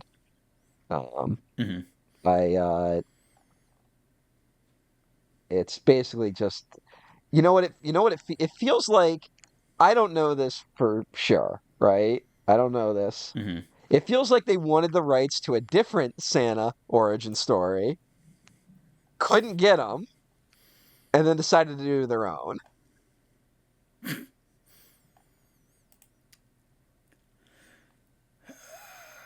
I would agree with that. It kind of feels like that. Because this is just the whole element of Santa is. I mean, look, it's an odd story because it's essentially just like Santa became Santa to get around one asshole, right?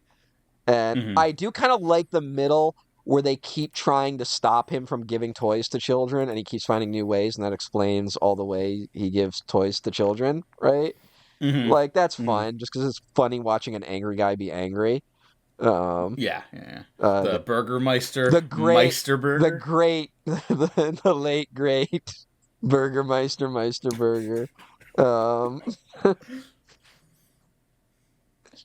uh, he was just trying to protect his town. He cared about his town. Um, what an asshole. He didn't Yeah. doesn't make any sense as a character. But No.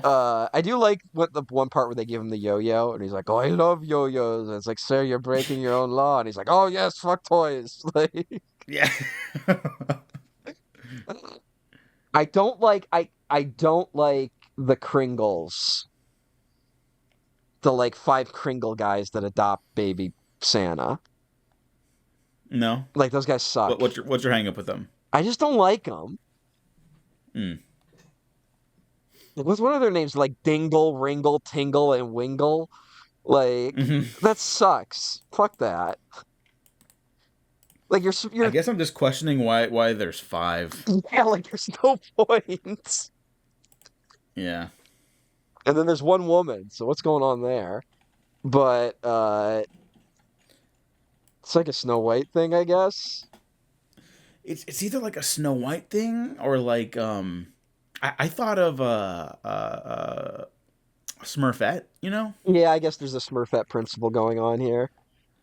Yeah, which as a kid, I don't really think twice about, but as I get older, and I definitely remember adults around me being like, "That was weird. We don't like the Smurfs because that's fucking weird." And as a kid, I'm like, "I don't know what that means." And then as I get older, I'm like, "Hey, that is fucking weird. What the fuck?" You know? Can we reclaim Smurfette as a transgender icon? Okay, okay. You may have brought that up before, but I forgot. I apologize. That's my allyship filling me, Oh no, and all of you. I don't think I've ever said that.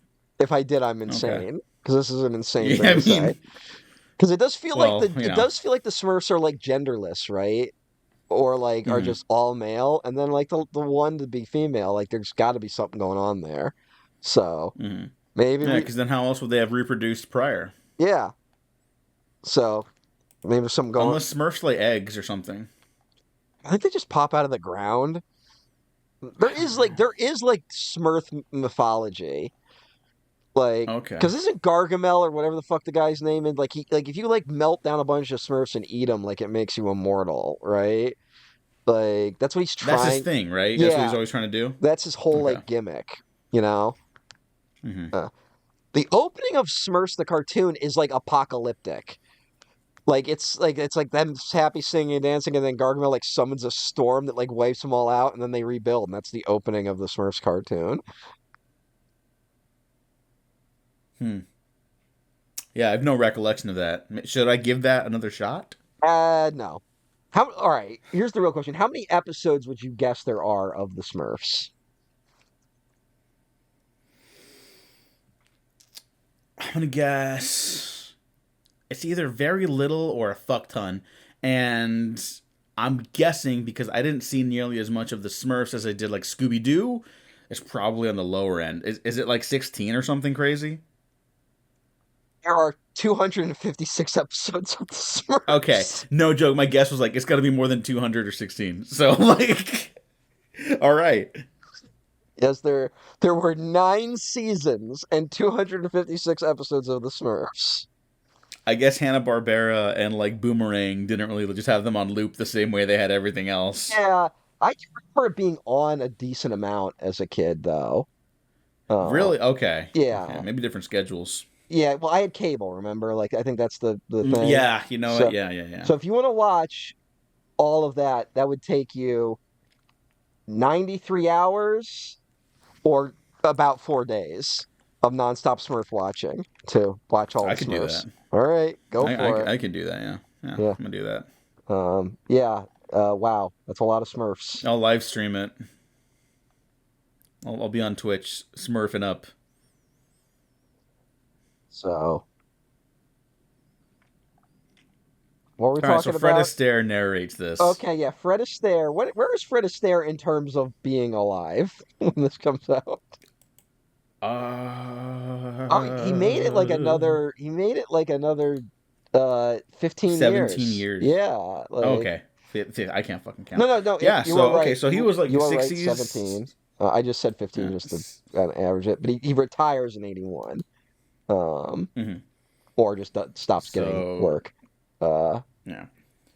but So he's yeah, like late 60s, 70s. yeah. I mean, it's like he's like doing like shit like Towering Inferno at this point. Hmm. And like guest starring in Battlestar Galactica. This is he reprises this character. SD Kluger is the character's name, the mailman in the Easter Bunny's Hmm. Coming to Town, the Rankin Bass Easter one. That's Uh, right. yeah. Uh, Crossover. so there is some crossover. That was The their attempt. MCU is nothing. Well, I mean, there is. I believe that guy that made those like 17-hour videos about iCarly. No, I You don't. don't know about this guy? No. He was fairly. It was they were fairly viral because everyone was messaging me because they said I looked like a guy in iCarly, which is a show I've never watched.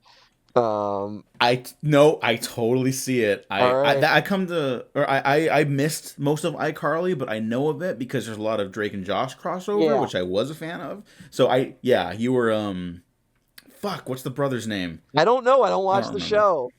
Yeah, hang on. Yeah, I know the theme song and everything. So let me see. Here's You were Spencer. all You right. were I Spencer. guess I'm Yeah. Yeah. Spencer. Oh yeah, that's very noticeable All right, now. okay.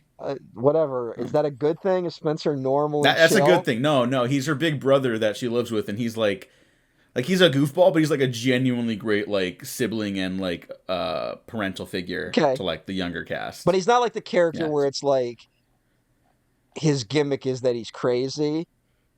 No, that was his character in Drake and Josh where he played Crazy Steve. Yeah. Oh, that's why I get those. Okay. All right. Yeah. All right. Here's the thing. I assumed for the longest time, stupidly, that iCarly was straight up just the spinoff of Drake and Josh, even though she has a completely different name and it's in the title of the Yeah. show. Like, I just No, didn't I know. thought so too for a while. Mhm. I didn't know. I wasn't keeping up with it. But anyway, the guy who made the iCarly videos did make a video about the shared universe of Rankin Bass, of just like All right. yeah, like trying to break it down in some way, which I believe there's no consistency, but whatever. It's fun to just talk about those things. Yeah. Um, Well, the same thing. Yeah. iCarly, Drake and Josh, Frosty the Snowman, uh, Hot Frosty. yeah. So there's There you go. so this one's got the Winter Warlock in it, Yeah. which is kind of cool. Winter Warlock's kind of cool. Um, Yeah. It looks like fucking Saruman. yeah, a little bit. He's trying to bring down the mountain. It will be death to the hobbits. Uh, we must go Kris through the Kringle, mines. we must turn back. He's got to go through the mines of Moria just to deliver some fucking toys. Oh, we'll get to Tolkien. We will. We will. Honestly, we will. But I like the Winter Warlock. He's fun. Yeah, yeah, me too. I Yeah. probably that song sticks in my head. The fucking one foot in front of the other, even though it's kind of dumb. But No, he's it is dumb and simple, but when you're a kid, when you're like from the ages of like 5 to 7, that is a banger. he was voiced by Keenan Wynn, who was the son of Edwin.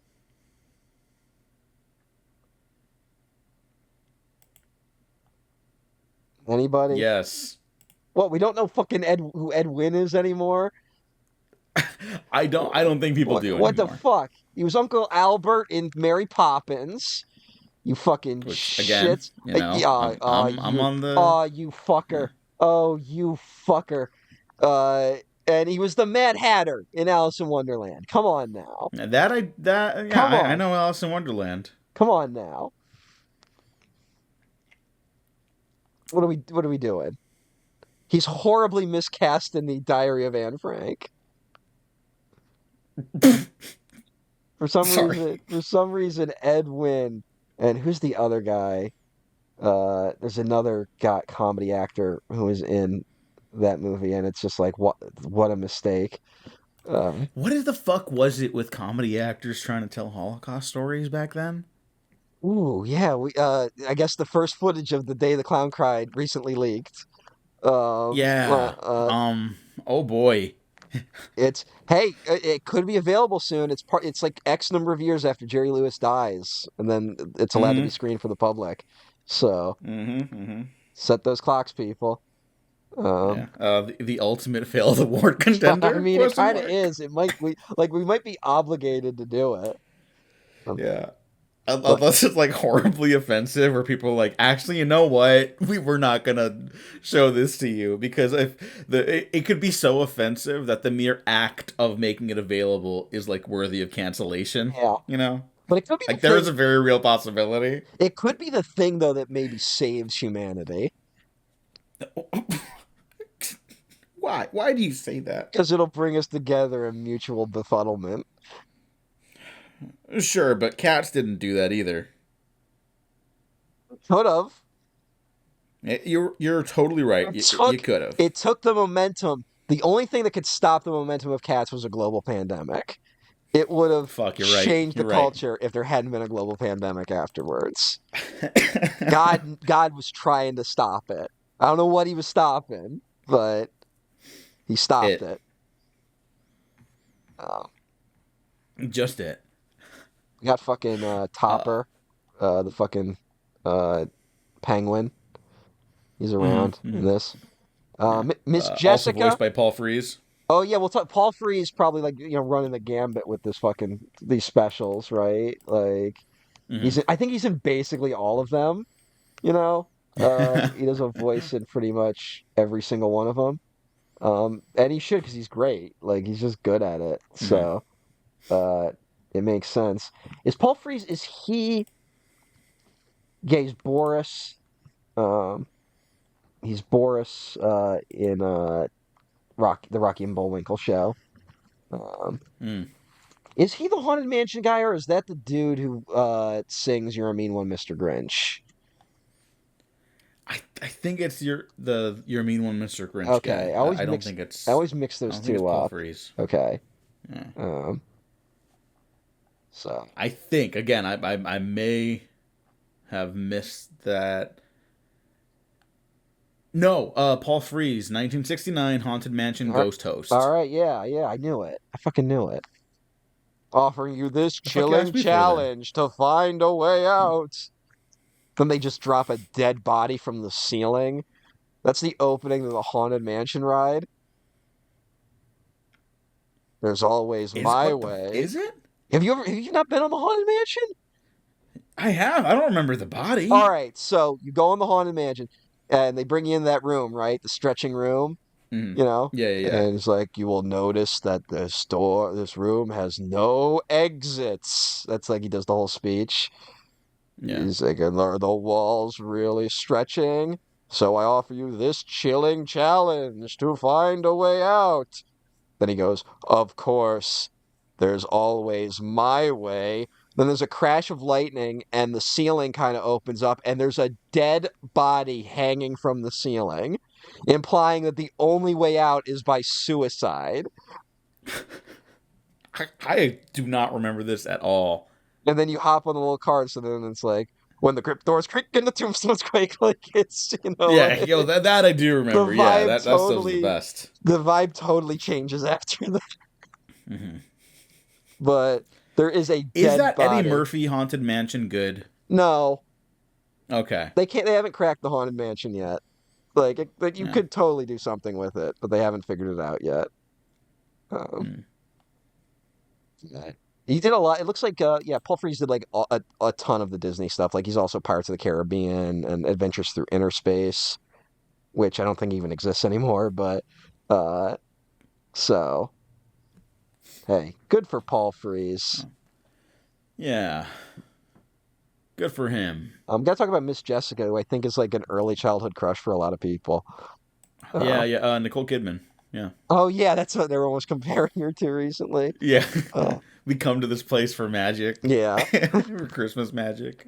But I did see that like she was the blueprint tweets going around. Yes, yes. Look, I get it. Hey, well, It's a relatable thing. she's a teacher, right? Is that her thing? Oh yeah, Yeah, yeah, that's yeah. it's like having a crush on the teacher type thing, right? Yeah. Like she's motherly without being your mom, right? Like it's that's what's going on there. She turns into Mrs. Claus in the end. Um, it's kind of weird. Santa's like a terrorist in this, which is kind of interesting. Yeah, no, that is the cool stuff. Again, it's Yeah, really like the narrative. Here's the thing: is this one too short? maybe I might say that about a later one though. Okay, Uh, I kind of think you could make this a full like feature. I yeah, do kind of think this one's hamstrung a little bit by having to be 50 minutes or whatever. having me 50 Yeah, minutes 51 minutes. and basically only existing because of the song Santa Claus is Coming to Town. Like it was like Yeah, we yeah, have the and I'm song sure. and they wrote this in like a weekend. Yeah, and they were doing these every year, so they had to get it out by the Christmas, and so I think that's probably what like just stops it from being one of the great ones. Yeah. I do enjoy it still. Like I've enjoyed all of these for the most part, maybe. Yeah, it's But fine. I kind of like it just mainly because Burgermeister Meisterburger, frankly. Like he's such a shit. Like it's so yeah, dumb. Um yeah. and Also, just like yeah, like terrorist, rebellious Santa Claus. That's like great. yeah. That is great. You know. Hmm. I mean, what better way to establish the spirit of Christmas than to be like, fuck the system. Kids deserve a little bit of joy in the darkest, coldest nights of the year. Yeah. If I can bring that to them, I'm gonna do it. You know, that's good stuff. That's good stuff there. It is. Yeah. Well, it's time. Is it? But bum bum but the year without a Santa Claus. Yeah. Which apparently With our boys, is your favorite or one of your favorites. one of yeah, it's Rudolph and then these. Yeah. Yeah. Not sure I can really follow you there, although it seems to be like the fan favorite. Hmm. I feel like I hear a lot of people talking about this one being a favorite. I think part of the reason it is up there for me I think it's wonkier, but Snow Miser and Heat Miser are like in my mind's eye when I think of like Christmas fantasy stories. I see Santa Claus and Mrs. Claus battling Snow Miser and Heat Miser. You know Yeah. what I mean? Hmm. That's I think what really draws me to it. It's a little too seminal for me not to consider it not one of my favorites. That's weird because like Snow Miser and Heat Miser aren't really like they're not totally villains, right? No, Like no, no, no, no, no. they're Again, my mind's eye, yeah. not the reality I live in. All right, so remember, all right, so the Winter Warlock at a certain point in Santa Claus is Coming to Town because the narrative requires it. The Winter Warlock just like loses his powers, right? Like Hmm. they just kind of go like I'm disenchanted, and it doesn't really make any sense. Um, Yeah. and he kind of has some magic going forward, but it only happens when it's convenient for the plot. Is Snow Miser the one who took his powers away? Like is Snow Miser was he like a lieutenant? Is was he a lieutenant in Snow Miser's army? And I mean, is that the implication? You know, or can we just read into that? they were reading into so, but then Snow Miser seems to like Santa because he's like Santa's like the best advertisement for snow ever, right? Hmm. He's like, I wouldn't have like I don't hate you guys because like Santa makes people think snow's a good thing. Hmm. So who knows what's going on there? No, yeah. I mean, I think that's like just another testament to like the power of Snow Miser and Heat Miser is that they really aren't in it enough, Yeah. but they're also what makes it stand out so much. We You also know. mentioned Snow It, Miser is voiced by the great Dick Shawn.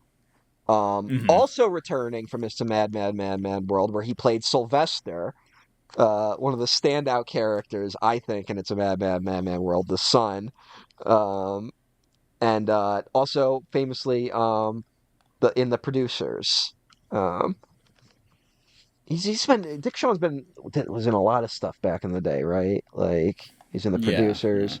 So I think he genuinely brings a lot of energy to Snow Miser, right? That really He brings helps. so much energy Mm. that I believe his last uncredited appearance is in archival sound as the Snow Miser in Batman and Robin. Okay, yeah. Yeah. Uh, He's Mr. White. sing, Sing! sing, damn Sing! it, You know? sing. And if you notice, none of the extras are actually singing because they would have to pay them if they were. Yeah. They are just lip syncing to the Snow Miser song. Um, but what are you gonna do? I'm just saying it's like you want Yeah. to really. It's this thing of like we want to talk about Snow Miser and Heat Miser because they kind of rule. Their songs a banger, right? Um, Hmm. they agree on one thing. Neither of them like 50-degree days. Um, and but then it's like, who gives a fuck about Jingle or Jangle, right? Hmm. Like, I don't give a fuck about any of that. The plot doesn't really make any sense. There's like too much plot in this thing. It's like Santa is sick, but also is like disenchanted, right? Like Hmm. it's it's Mickey Well, Rooney. It's Mickey Rooney it's the really again, quick. as Yeah, Santa. yeah. So yeah, it's his last Jedi in Uh, a way. It's Santa's last Jedi. It's the Arthurian myth, or but it's a where they have hat. to come back. I'm just saying it's a hat on a hat where it's like he's sick, but then also he loses faith in Yeah. humanity. No. Like, Yes. In complete agreement yeah, again. and then But I'm just saying, like, that's what the narrative of this story is. It's Mrs. Claus the is legend. is like, I'll take over, and then that doesn't really go anywhere. Like No. it's like, okay, that'd be kind of cool. Mrs. Claus like fucking throwing down, right? Hmm. Shirley Booth, who's also the narrator of it. Um, so she kind of get to be like, remember, kids, there was the one terrible year without a Santa. Um, but uh, and then the two elves just take a fucking reindeer, and then the reindeer gets thrown in jail, and then the racist Southern mayor of Southtown is like, I will let the reindeer out if it snows. Oh, who's that? Is it Ron Marshall? Is that who it is? Let me check, because the guy's name is Mr. Thistlewhite, right? Yeah, Yeah, yeah, mayor of yeah, Southtown. Ron. Yeah, yeah. He did a lot of animated stuff. He did Richard Scarry's best ABC video ever, and Oh, all the okay, Richard Scarry okay, stuff. Yeah. that's cool. But again, it's like it doesn't really. It's like it's a long. It's really it's weird. They're building backwards from "Here Comes Santa Claus." That's actually the song they got the rights to, right?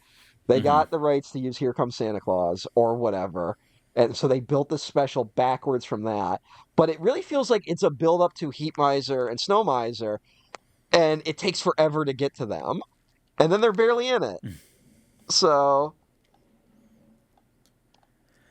But they are effective they, in their stuff. I mean, they like I don't want to like downplay like yeah, and then it's funny how when effective they are, because I mean I'm looking at the letterbox too, mm, right, and this is, I think it's higher rated than at least one of the ones we're going to talk about next. yeah, uh, is this higher than? Let me see. I'm gonna check mm, the actual Santa one. mm.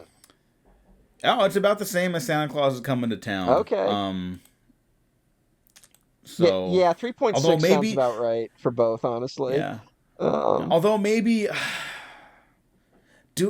maybe I was too shooting from the hip. Maybe I do like Santa Claus is Coming to Town more. all right. Um, But there's no Snow Miser or Heat Miser there was in a that there one. was a live action remake of this one though in 2006. Whoa. Yeah, I sent you pictures of it. Um, You yeah, go Did go I just check miss go that? check your text because it's Michael McKean as Snow Miser and Harvey Firestein as Heat Miser. Oh, okay. Yes. Mm, Yes. Those. Um John Goodman was Santa. Um, and Delta Burke was Mrs. Claus. Uh, and it's not good. Wait, John Goodman Santa? Yeah, How did yeah. that never happen Well, again? John Goodman was also evil robot Santa for one episode on Futurama. The original episode with evil robot Santa is John Goodman's voice, and then every subsequent episode, it's the guy who voices Bender, whose name I can't remember off the top of my head. Um, you know who I'm talking about? Oh, yeah, yeah, Yeah, yeah. he does every He subsequent. voices Jake the dog too, Yeah, right? yeah, he's a great voice actor. I just can't John remember. DiMaggio. Yes, Yeah, amazing voice actor. amazing voice actor. Also, the Scotsman on Samurai Jack. Uh, Oh one yeah, maybe one of the great characters of the 21st century. Um, yeah. uh, and then there was even a fucking sequel, a Miser Brothers Christmas made in like 2008, which I have never seen. I think it's CGI animated. I don't particularly like the look of Snow Miser and Heat Miser though. So, uh, George S. Irving was still alive to voice Heat Miser. Uh, so there's that. Mm. Uh, so maybe I'll have to check No, that out that's cool at one of least. these days. Yeah, you know what? Fuck. Uh, Maybe I do like Santa Claus is coming to town more. So I kind I think there is better like there's of a better narrative in that one, even though that one's also like yeah. a little more lopsided, I guess. Because this one is very lopsided. It's just Heat Miser and Snow Miser. Like They I steal. think they're so good they overpower the rest of the film. They legit steal the show. Like they're legit. Like Hmm. these guys are the fucking best. Like it's Hmm. they rule. So uh, whatever Heat Miser and Snow Miser aren't on screen, people should be asking where are Heat Miser and Snow Miser. Um, and I like when they have to go to Mother Nature, like their mom, to kind of like be the fucking arbiter of everything. Like that's Hmm. funny because like Heat Miser straight up wants the North Pole. He wants to induce global warming, and Yeah. they have to like talk him down from it. Uh, so uh, it's all Yeah, right. I think that's what I responded to. I really like fantasy stories that have to do with like direct embodiments of the elements. Yeah, that's always kind of fun. Like it really is. Like that's Yeah. always fun when they do that. Um, Mm. all right. I posit that I'm Snow Miser and you're Heat Miser. I think Okay. I think everyone thinks I'm Heat Miser because like they think angry, but Heat Miser isn't really like that angry. So Hmm. I think I'm Snow Miser though because I am from the north and I'm a pale as a motherfucker. Okay. Well, So I mean, hey, I'm right behind you in terms of paleness, mm, unfortunately. But I get the heat miser. It was like California. yeah. So It was still like 85 degrees last week, so yeah. before Christmas. Do you like that though? Not during December. I have very specific rules for when weather is okay, Mhm. and it shouldn't be this hot in December. I like I don't heat. think Halloween should be hot, and it's been getting hotter. Yeah, yeah. So Um, stop that. I do like that Heat Miser's like, why can't Santa wear a swimsuit or something? Like that's his idea Yeah. to like improve the PR of Heat. Like the goal doesn't make any sense, but it's like funny. So Hmm. like And in yeah. a way, that makes it like because it doesn't make sense now that we just know like certain authority figures in charge of things Mhm. don't make sense either.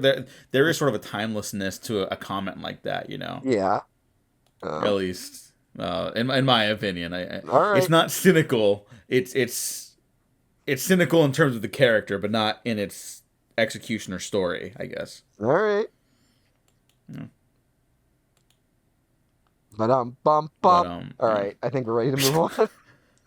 yeah, yeah, Where's yeah. that? Maybe I didn't like this one as much as I thought I did. All right, but what do you think of Rudolph Shiny New Year? It's not as good as the original Rudolph. Yeah, that's saying something. But Uh huh. is this the Um, most insane one though? no. Um, Maybe I was too fast with that one too. Um, it's it He teams up with Ben Franklin in this one. I get that is insane. I think I was just caught so off guard by another one. Um, I'll get to I that because one. that one is constantly.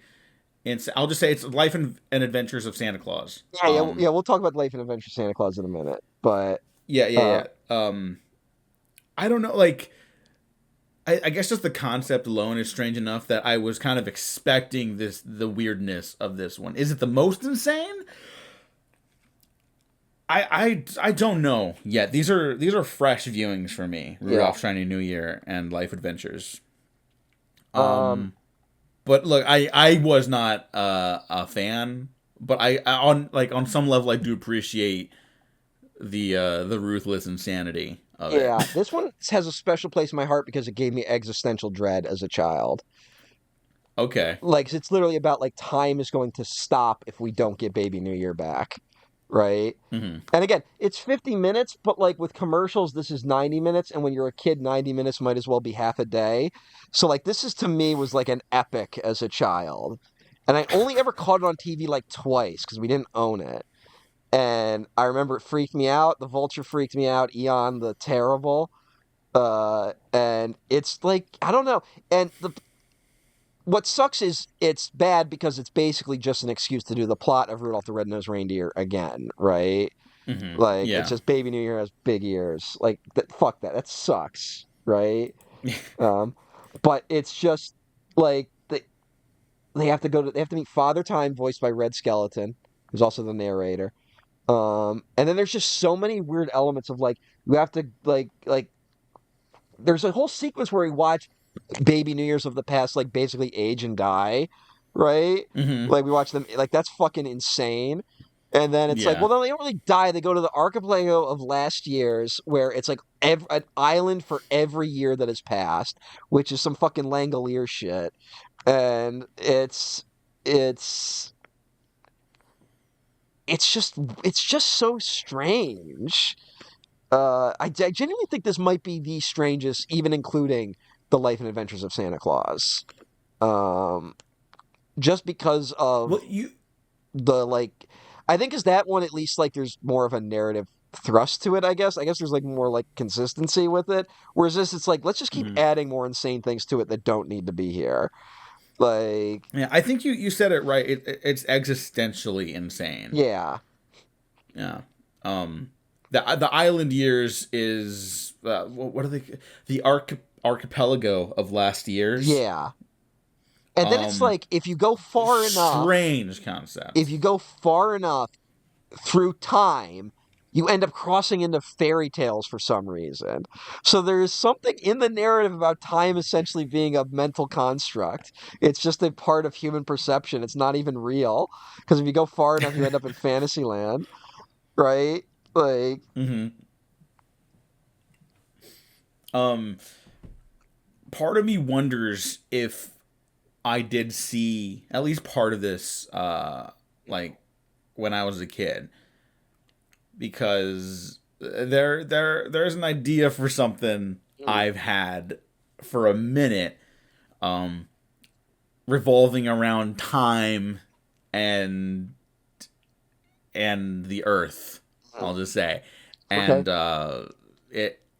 So maybe something like this came across the screen at some point, and I was just stuck in the recesses of my mind, Yeah. and this like kind of like it just like metabolized in my brain over time. It does not involve Rudolph the Red-Nosed Reindeer though, which I think also makes it wilder as a narrative. Because that's it's kind of a leap to go from the island of misfit toys to this is the land of time. Time, You know? the concept of time, stretch across. We're essentially told 1 million islands at least, right? Because there's Hmm. BC, 1 million BC, right? And Yeah. voiced by Maury Amsterdam. And there's Frank Gorshin as Sir 1023. Like it's there's a lot going on here, is all I'm saying. I don't think it Hmm. works really at all. But there is something about the just like the team up that's going on here.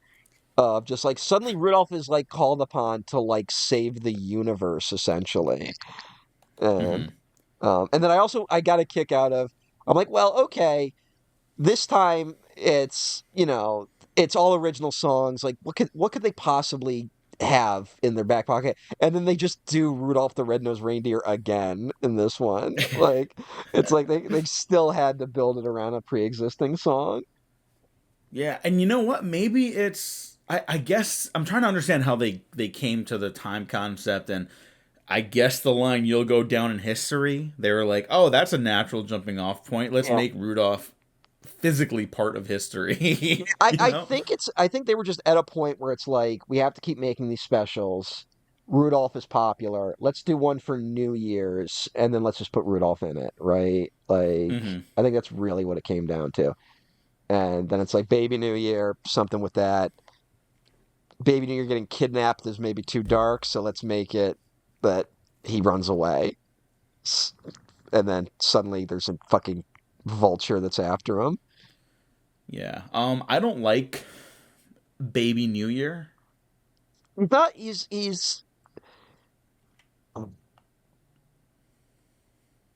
right. There's hold on. There's kind of something. There's some substance here about Okay. he Okay. he.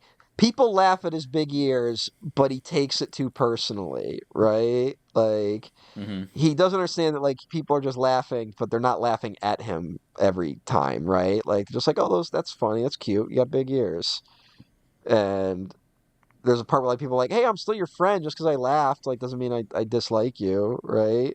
Which is Mm-hmm. not the treatment Rudolph got. Rudolph got straight up excluded from reindeer games. You know, Yeah. Rudolph got fucking segregated. Like everyone's like welcoming Baby New Year, and he's kind of just like he's like got like it's like he's insecure, right? So there's a tale about insecurity here. Does it all come together? No. Um, but what's your beef with Baby New Year? I just look this goes even deeper than the character in the film. I don't think babies should be like Mm, figures of like myth, narrative I guess. of narrative Definitely not thrust. narrative. I Yeah. think baby Jesus is like the one you get away with, and I'm only saying that probably because I was raised Catholic. Hmm. And I probably got some bias there, but like I don't know. It doesn't feel right that the baby New Year is like a thing. You know what I mean? We're like, okay, Yeah. Santa makes sense. Baby New Year, like, I don't feel like that's an appropriate qualifier for embracing the end and the beginning of a year. Are we both just on the same page where we both just kind of find babies unpleasant? Well, I like babies. I like kids. I just it doesn't feel right. You know what I mean? To me, it feels like if a squid was representative of Halloween. Like I just don't get it. Mhm. Yeah, I kind of see where You you're coming know? from there. Yeah. Yeah. Or Like, if like a British person was like the face of Fourth of July, like that's what I'm saying about this. Like it's diametrically opposed to me. okay. All right. I get you. All Um, right, yeah. it's not a hill I'm Father willing to die. time, get it. Mother Nature, get it. Baby New Year, fuck off, is what you're saying. Yeah, no, All yeah, right. yeah, yeah. Uh, Yeah. Also, yeah, Father Time already. You already have a time figure. So Baby New Year, no, no, no, yeah, it doesn't work. You Like, can't. what is Father Time doing essentially if there's a Baby New Year? Yeah, right. It feels like if we're just gonna go down the existential rabbit hole, Yeah. then maybe Father Time and Baby New Year are in this endless cycle of birth, death, and Well, rebirth. it's all right. If he's the father and that's the baby, Father Time oversees Baby New Year, right? Like, Hmm. but if Baby New Year ages and becomes an old man and has to go off to the islands, is it like, is there some statement about stunted, like you can never get away from your father, essentially? Like, your father remains your father no matter what you do, no matter how much you age. I don't think they thought that far with it. Are you But I will suggesting they say. didn't think that far? How dare you suggest they didn't put 100% thought into this? I will say the I keep forgetting the name, the archipelago of last year's, like, okay, Mother Nature, Father Time, that all tracks for me. Even though that is like a fucking wild concept to put in anything, let alone a Rudolph sequel, I can get that, knowing those elements of the holiday legends and stuff like that, right? Just baby time? No, this is not okay. All right. Gotta change that. Someone else do something else with that. All right. Well, Baby New Year. This is why I'm pro-choice. I mean, hey, yeah. I wonder, has this been co-opted by the pro-life movement, like the way Horton Hears a Who was like co-opted by the pro-life movement? Oh, I fucking hope not. Like, it feels like that might be something here. But those fuckers will claim anything. I know. So I'm looking at the Wikipedia page, and they have an advertisement. Oh, I think every Wikipedia page for these has like the advertisements in the newspapers for when these specials were going to air, right? And they're like, special tonight, 7 p.m., right? And for this one, Rudolph Shiny New Year, it's like, Rudolph, okay, he looks a little like smoother than he did in the previous incarnation. The fucking Santa looks terrifying. Is that Santa or is that Father Time? I'm looking at the same thing. No, that's wait, is it? Hang on. No, I think that's Father Time, but he does look terrifying. Okay. Father Time is terrifying. He's got that grin on, and it's in both. He's on it twice. He's on the poster twice, and he's got the same face in both. And his arm is like a little too skinny, so like it looks weird. And then there's the fucking clock guy, and then there's Baby New Year, and then there's like the fucking nurse in the background, and it's an unpleasant image. So. Yeah, fuck Baby New Year. Fuck Father Time. Right. Yeah, I think this might be at the bottom of both our lists. Yeah. Spoiler alert as we start wrapping up on this. All right. Let me briefly talk about Jack Frost, which I did watch. Okay. Jack Frost is essentially a Peter Pan type story. First of all, fuck the framing device of Jack Frost. I just want to throw that out there real quick. Okay. The framing device of Jack Frost is, all right, what other holiday figure could they have brought in? First, I'll give you a hint, voiced by Buddy Hackett. So who would Buddy Hackett be in the holiday pantheon? I'm having trouble picturing his voice. It's not related to Christmas, I imagine. It's not. I mean, I know Jack Frost is, but the character he's playing is not, right? Yeah, he is explicitly not connected to Christmas. He is connected to winter, but not Christmas. Okay. Is it like a Hanukkah thing? No, they don't acknowledge the Jews in any of these. Okay. Apologies to my friends practicing Judaism. What, are you trying to throw me under the bus? What the fuck? I wasn't saying anything against the Jews.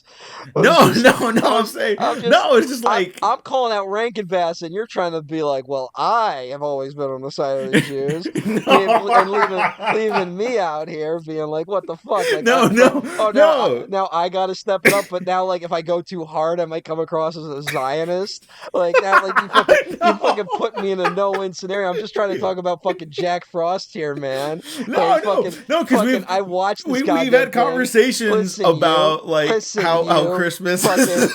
Just because I'm slightly German, you think you can fucking try to pull this shit? You're just trying to, you goddamn motherfucker.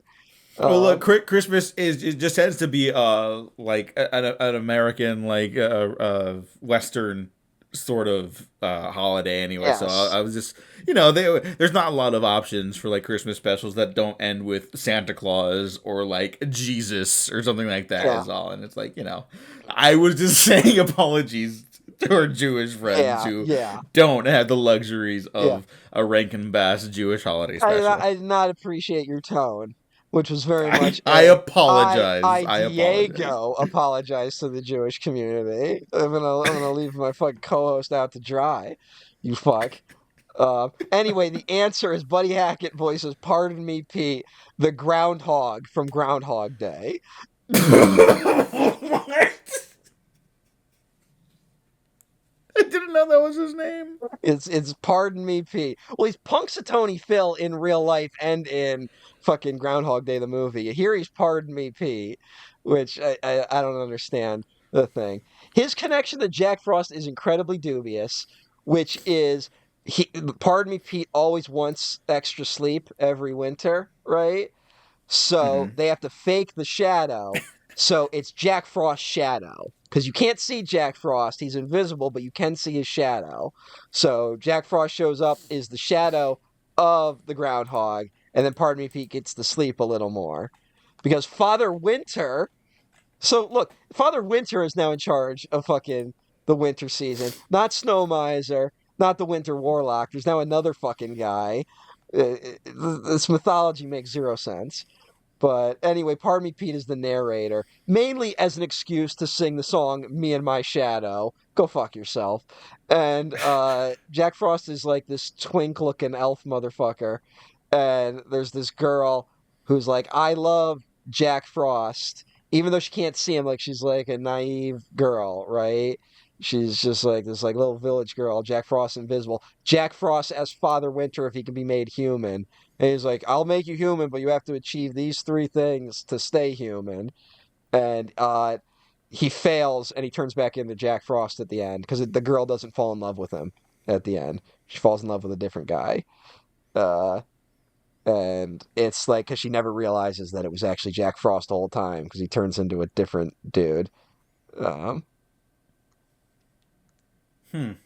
the main element here is that the villain of the story is Kubla Kraus, an evil Cossack from the miserable mountains, but he's so evil, even the other Cossacks threw him out. I don't know what that means.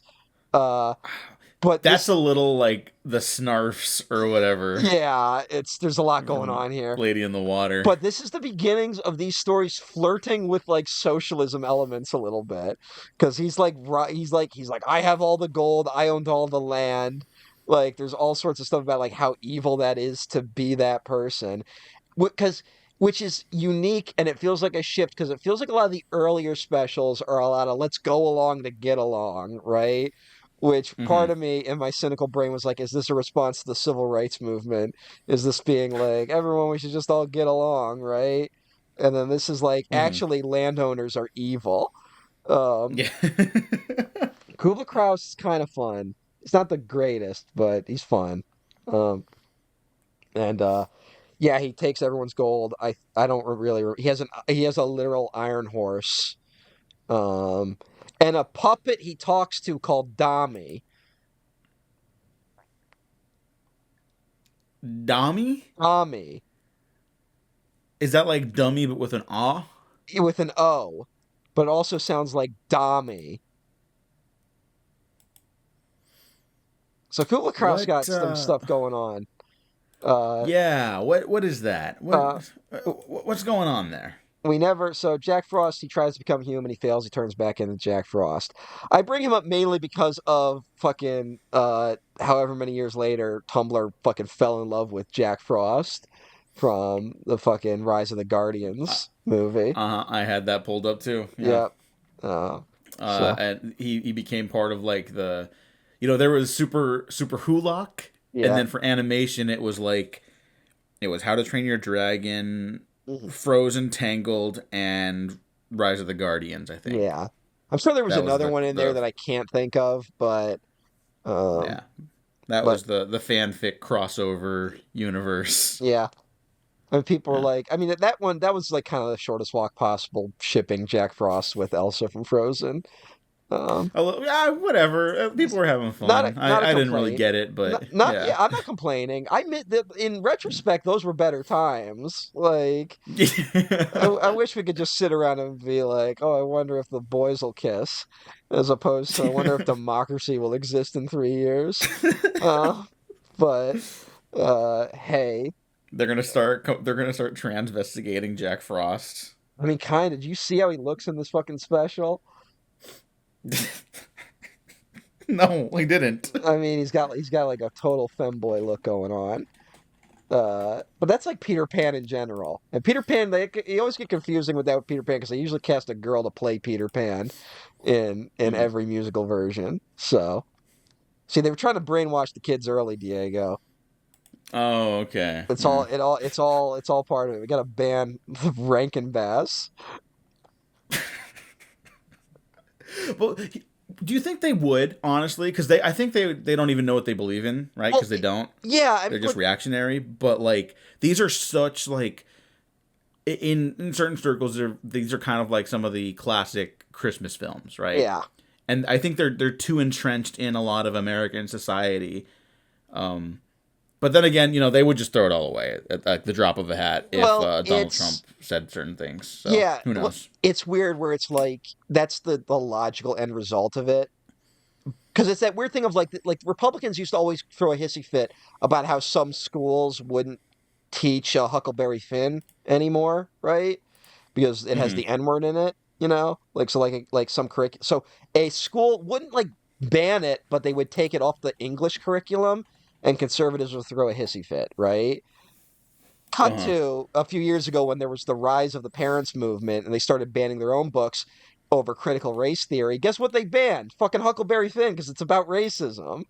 So it's yeah. Like I feel like if we get to that point where they start banning that stuff, that's when like the backlash will just kick in, right? Like it's I don't think people realize how insane like explicitly the Christian right is that has aligned itself so strongly with Donald Trump, right? Like they are Hmm. a ban everything movement, and will they try? I think they will, honestly. Will they succeed? I actually do doubt it, but we'll see. We'll see what happens here, right? Um, Hmm. it's gonna be. We're gonna have to look. We're gonna have to really rethink things in the next few years. Um, but uh, I have faith in people. So just I do too. that's just the goal is we got to keep all the twinks and femboys safe. Just Yes, I agree. we got to do it.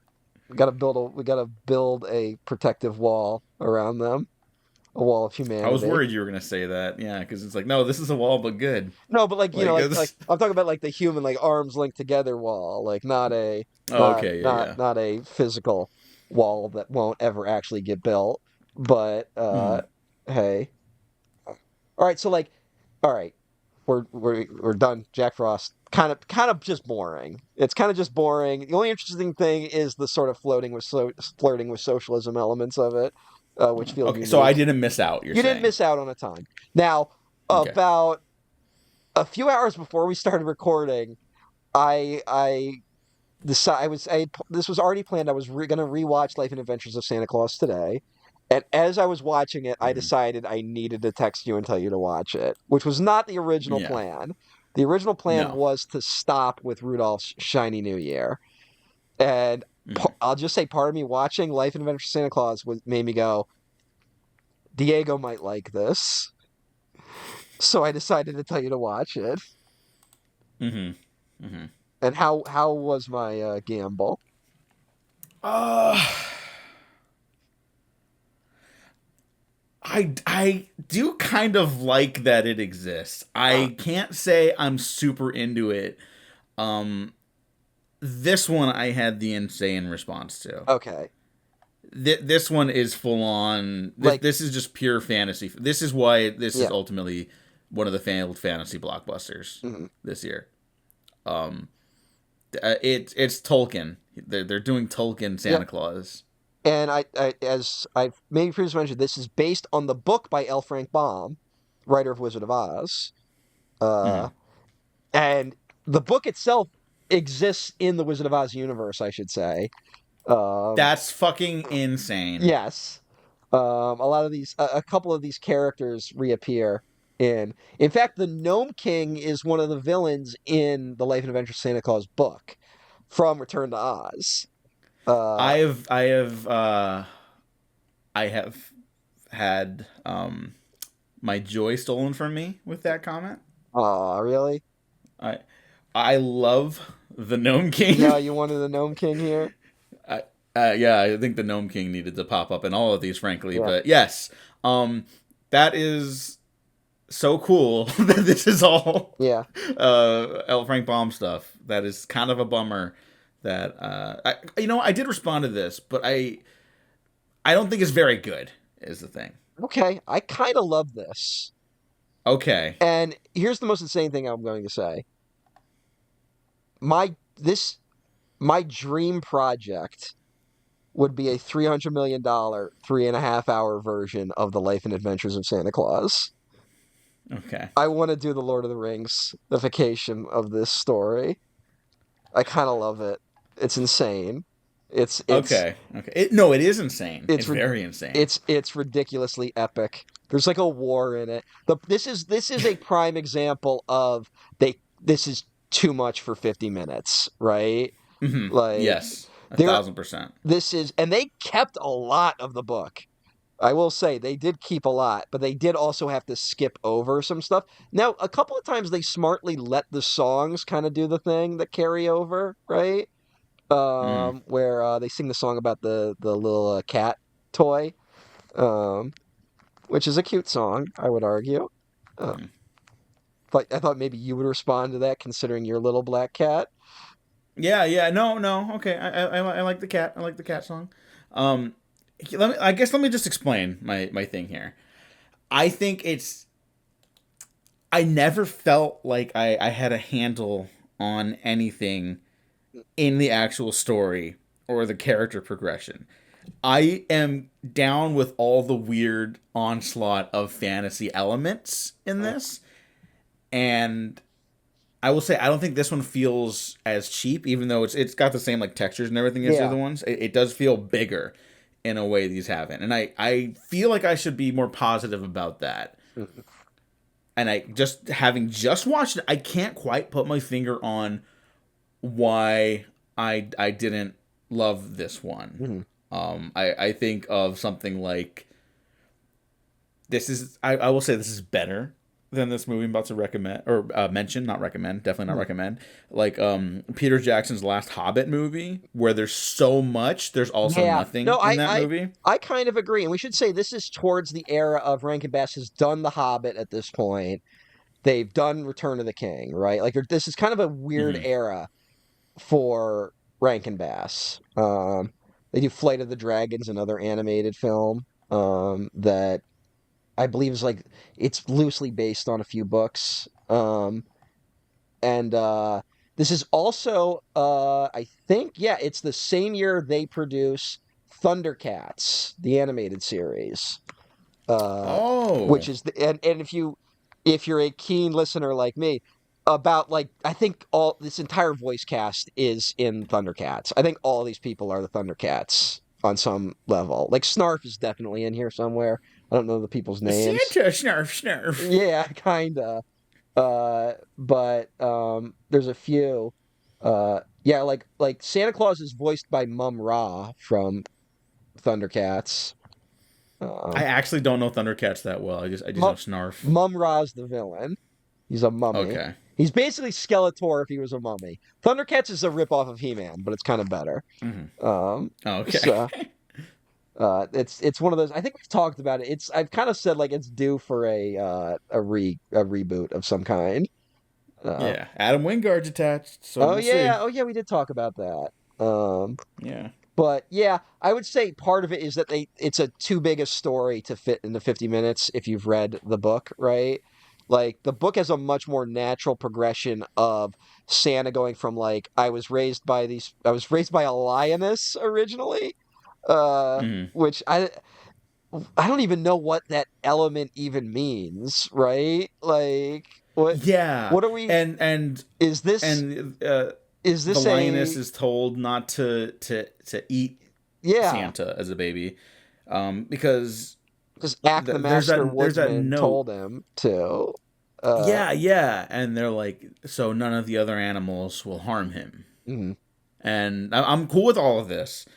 You know what I think might be part of a problem with this is that after speed running the rest of these, including the ones I have seen prior, right? This is the last one, like right before we started recording. So maybe it is just like Rankin Bass burnout. Yeah, it's Rankin Bass burnout. Because I do feel like I should love at least the elements that are like strange and I kind of like. I don't know. I feel like I'm on a different wavelength from the movie. Okay. All the weird nature, I'm not fairy gonna stuff, say and I'm not gonna say it doesn't come together, but I do kind of love it. Like it's mhm. just a I like epic Christmas element. Like it's just a weird like it's got this weird epicness to it, and like Santa has to learn about like the man's inhumanity to man and shit, right? But they don't Mhm. really like they just don't go far enough with it, right? Like he just starts making toys because toys would be nice, right? Yeah. And then it's like, well, then these other guys don't like that he's making toys, but then they go to war with them, but then they beat him, but then it's like he's getting older. There's a lot more in the book. I'll say that. There's a lot more going on in the book. Hmm. So they just I'll they definitely read the book, especially after the Oz episode. there's Like I'm really interested in listening or reading all those. yeah, I would recommend all the L. Frank Baum fantasy stuff. It's all fun. I should mention this was also adapted a second time in like the early 2000s as a straight up 2D animated film, and I think that expands on the narrative a little better in the way you expect. Although if I remember correctly, the animation is like insanely cheap, so I don't think it totally Oh. works. But Yeah. I mean, uh, in terms of cheap animation, I'll take cheap Rankin Bass over cheap 2D because that will fuck up like a viewing experience, unfortunately. like if I remember correctly, a lot of the story in The Life and Adventures of Santa Claus the book is like kind of him just figuring it out as he goes along. Like he like every toy is based on someone he met or knew, right? Hmm. Like the nymphs have to come and help him. It's like they have infinite paint pots, and that's what helps him make things. He invents the dollies that's in the special, but like that's based on the wood nymph that raised him too, Hmm. right? Santa has two moms. Uh Yeah. Yeah. and there's Which a is cool. there's a sort of lot more logical progression of like why he does everything. Like there's even a part in the book, if I remember, where he debates whether or not he should give gifts to wealthy children, right? Like it's he's like, well, I did this to give it to, impoverished kids, but like should I be giving it to all the children of the world? And that's when like he's like, oh, am I overextending myself? And that's when the debate comes in of like how far should Santa go? They give him the reindeer to help him. And then, by the end, it becomes a debate of does he deserve immortality, right? And Hmm. I do kind of like the framing device of this that they're telling his story, which they don't normally have these good framing devices.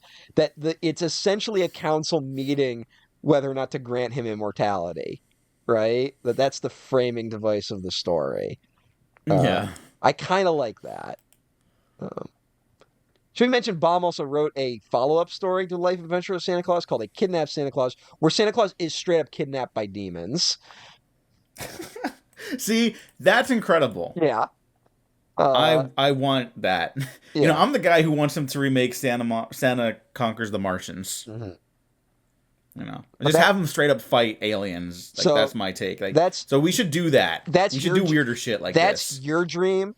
Santa story. My dream is an epic Life and Adventures of Santa Claus story with an extended third act about consumerism.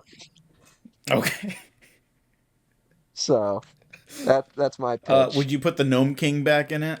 If I had the rights to him, I feel like this, like the reason why it hasn't happened is because the rights have to be fucked, right? Okay. Like there Hmm. people have been trying to do a movie version of it for a while.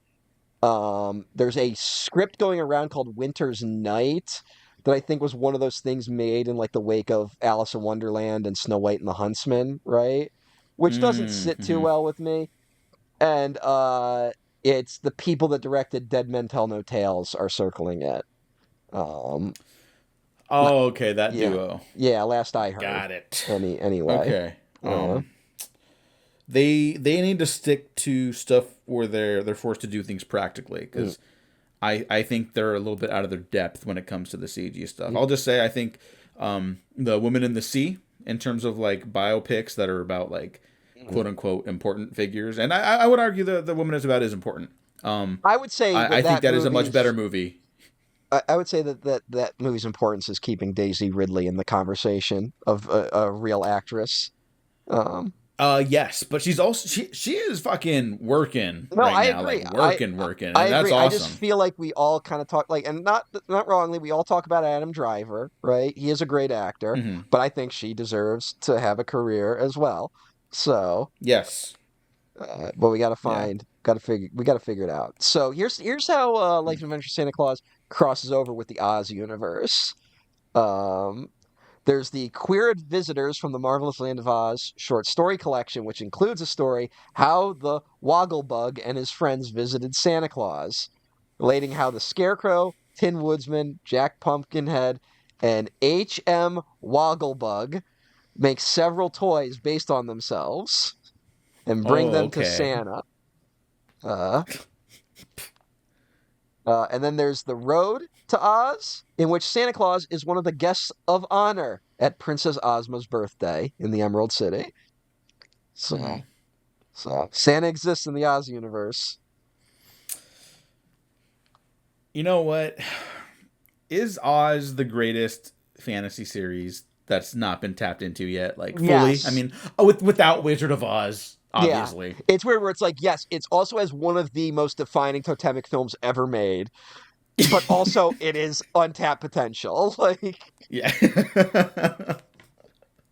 it's like we've found a Saudi Arabia's worth of oil and then dug a little deeper and there was another Saudi Arabia's worth of oil beneath that.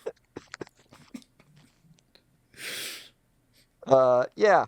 Maybe it's good it hasn't been tapped into. Maybe, maybe some things are The best left. franchise potential of Yeah. Oz. Is didn't that Dune show finally premiere? I've heard zero people talk about it. Yeah, Twitter mutual and incredibly funny mutual shit poster Sydney Volpe has been reviewing it on her channel, and she was like, at first it was like, oh, it's just all right, I'll keep watching it, and then I was like, wow, this keeps getting worse every week. Oh, So go check out her stuff if you want to see someone like slowly lose a little bit of faith in one of their favorite movies of the year. oh, yeah, that's what's crazy about it is it feels like more people should be talking about it considering how big Dune was, right? Hmm. And it feels like no one is talking about it. And Yeah, it's also only 6 episodes, I think. wow, all right. Which, yeah, I mean, because remember, it was gonna be like a full-on produced spin-off by like Denis Villeneuve and like John Mm. Spates, like the writer of the movies. And I don't think that happened. I think it's just now we need a Dune thing in the middle of the Oh, movies. okay. So I guess it's just so weird when you consider that The Penguin also aired this year. And Uh-huh. like And that was like good. yeah, people are like The Penguin kind of one of the best shows of the year, which is crazy, right? Hmm. Um, so yeah, but like right now we're in a weird spot, like especially with Wicked and everything. Like Wicked happened, and now like I think Warner Brothers is trying to do something with the part of Wizard of Oz they own, and then Disney owns a part of Wizard of Oz because they did Oz and Great and Powerful. So yeah, it's a mess out there, folks. Um, so maybe it's good, but I would if the rights could be somehow coordinated, I would love to see a Peter Jackson-esque adaptation of the life and adventures of Santa Claus. I would embrace that. I would be open to more like adaptations and versions of this story. I'm gonna have to give it another shot. I really want to like this one. Mhm. Versus like Rudolph's New Year, which is one of the worst things I've seen in a while, Yeah, honestly, which yeah. is a bummer, All right. considering Rudolph is the best of these. So let's do our ranking then. I think we've said what we've wanted to say. Uh, Yeah, yeah, I think so so. do you want to go first? Uh, fuck. You know what? Yeah, I will go first. Okay. Or do you want to do like one back and forth? Um, sure. We could start. Do you want to start at lowest? Yeah, let's do lowest. Rudolph Okay. Shiny New Year, go. Yep. Rudolph Shining New Year is also my lowest. Yeah. All right. And then Frosty the Snowman. That's also my second lowest. Yeah. Are you doing Jack Frost? No, I am not. I'm not gonna bother to put Jack Frost on there, which I just kind of had no Okay. strong opinion on. Okay. Um, Life Adventures of Santa Claus. I have the Year Without a Santa Claus here. Okay. So, Yeah. Well, then I have Year Without a Santa Claus. mhm. I have the Little Drummer Boy. I have Santa is Coming to Town. I also have Santa Claus is Coming to Town. Huh. And then I have Little Drummer Boy number 2. I think it moved up in my conversation, even though I still don't really want to rewatch it. Yeah, I have Life and Adventure Santa Claus at number 2. So I guess Yeah. that's our big difference. And then it sounds Mhm. like we both have the same number 1, which Yeah, it's is Rudolph. Rudolph the Red-Nosed Reindeer, Yeah. which I gave a powerful 4 stars. Yeah, it So is a powerful 4 stars. yeah, I think it's a Diego 5 stars though. yeah, sure. Yeah. Well, 5. Look, here's the thing. It's either 5 stars, a heart, or nothing. Mm. I don't put much thought into that anymore. That's other people's business. That's All critic right, business. all right, coward. Yeah. Yeah. I don't care. Like, You cowardly I think that's piece the of big thing. You, I'm like, you, I you don't cowardly, care. weak-minded piece of shit. Anyway, Merry Christmas, everyone. Merry Christmas, everyone. We'll be back in the new year. Oh ho ho! Ho! With a very special Warcraft episode Yes, for the Warcraft failed is fantasy next. blockbusters. Yeah. It would have been Warcraft. great. We're ringing in. It would have been great if we timed it better to maybe talk about something directly related to this, but we're talking about Warcraft instead. So, Yeah. uh, Yeah, it's fine. But our recording, should we just say it? We figure it out after the Warcraft episode. We don't say what it is, but now we yeah, know what it is. What we're yeah, doing whatever. next. Well, just everyone just listen. Listen to the Okay, fucking just listen. podcast. It'll make a lot of You sense. just listen to us babbling coherently for 2.5 hours about Rankin Bass specials, which was something I just threw out at the last minute because I couldn't think of anything better to do for Christmas. Um, Yeah. but Maybe next year we'll do some I'll other Christmas thing. I'll be back on Christmas Day. Oh, now I have to close it out with Frosty the Snowman because of that. No, nah, fuck it. Let's bring it back. Bum. Bringing them back. Bring the boys. Bringing the boys. We've been professionally It's the unprofessional. Links boys. down to everything below. Oh, there they go. Look at them go. Merry Christmas and Happy New Year, everyone. Thanks for listening, and thanks to Matt for being my co-host and my pal. Yeah, so Hope you have a good one, too. thank you, Diego, for doing this. This podcast is a great element of my life because we get to have a lot of fun here, and I wouldn't have it without you. Even though it took me 4 years to realize you know about as much as I know in what we're doing. Yeah. I finally figured out what the shutter speed is on the camera.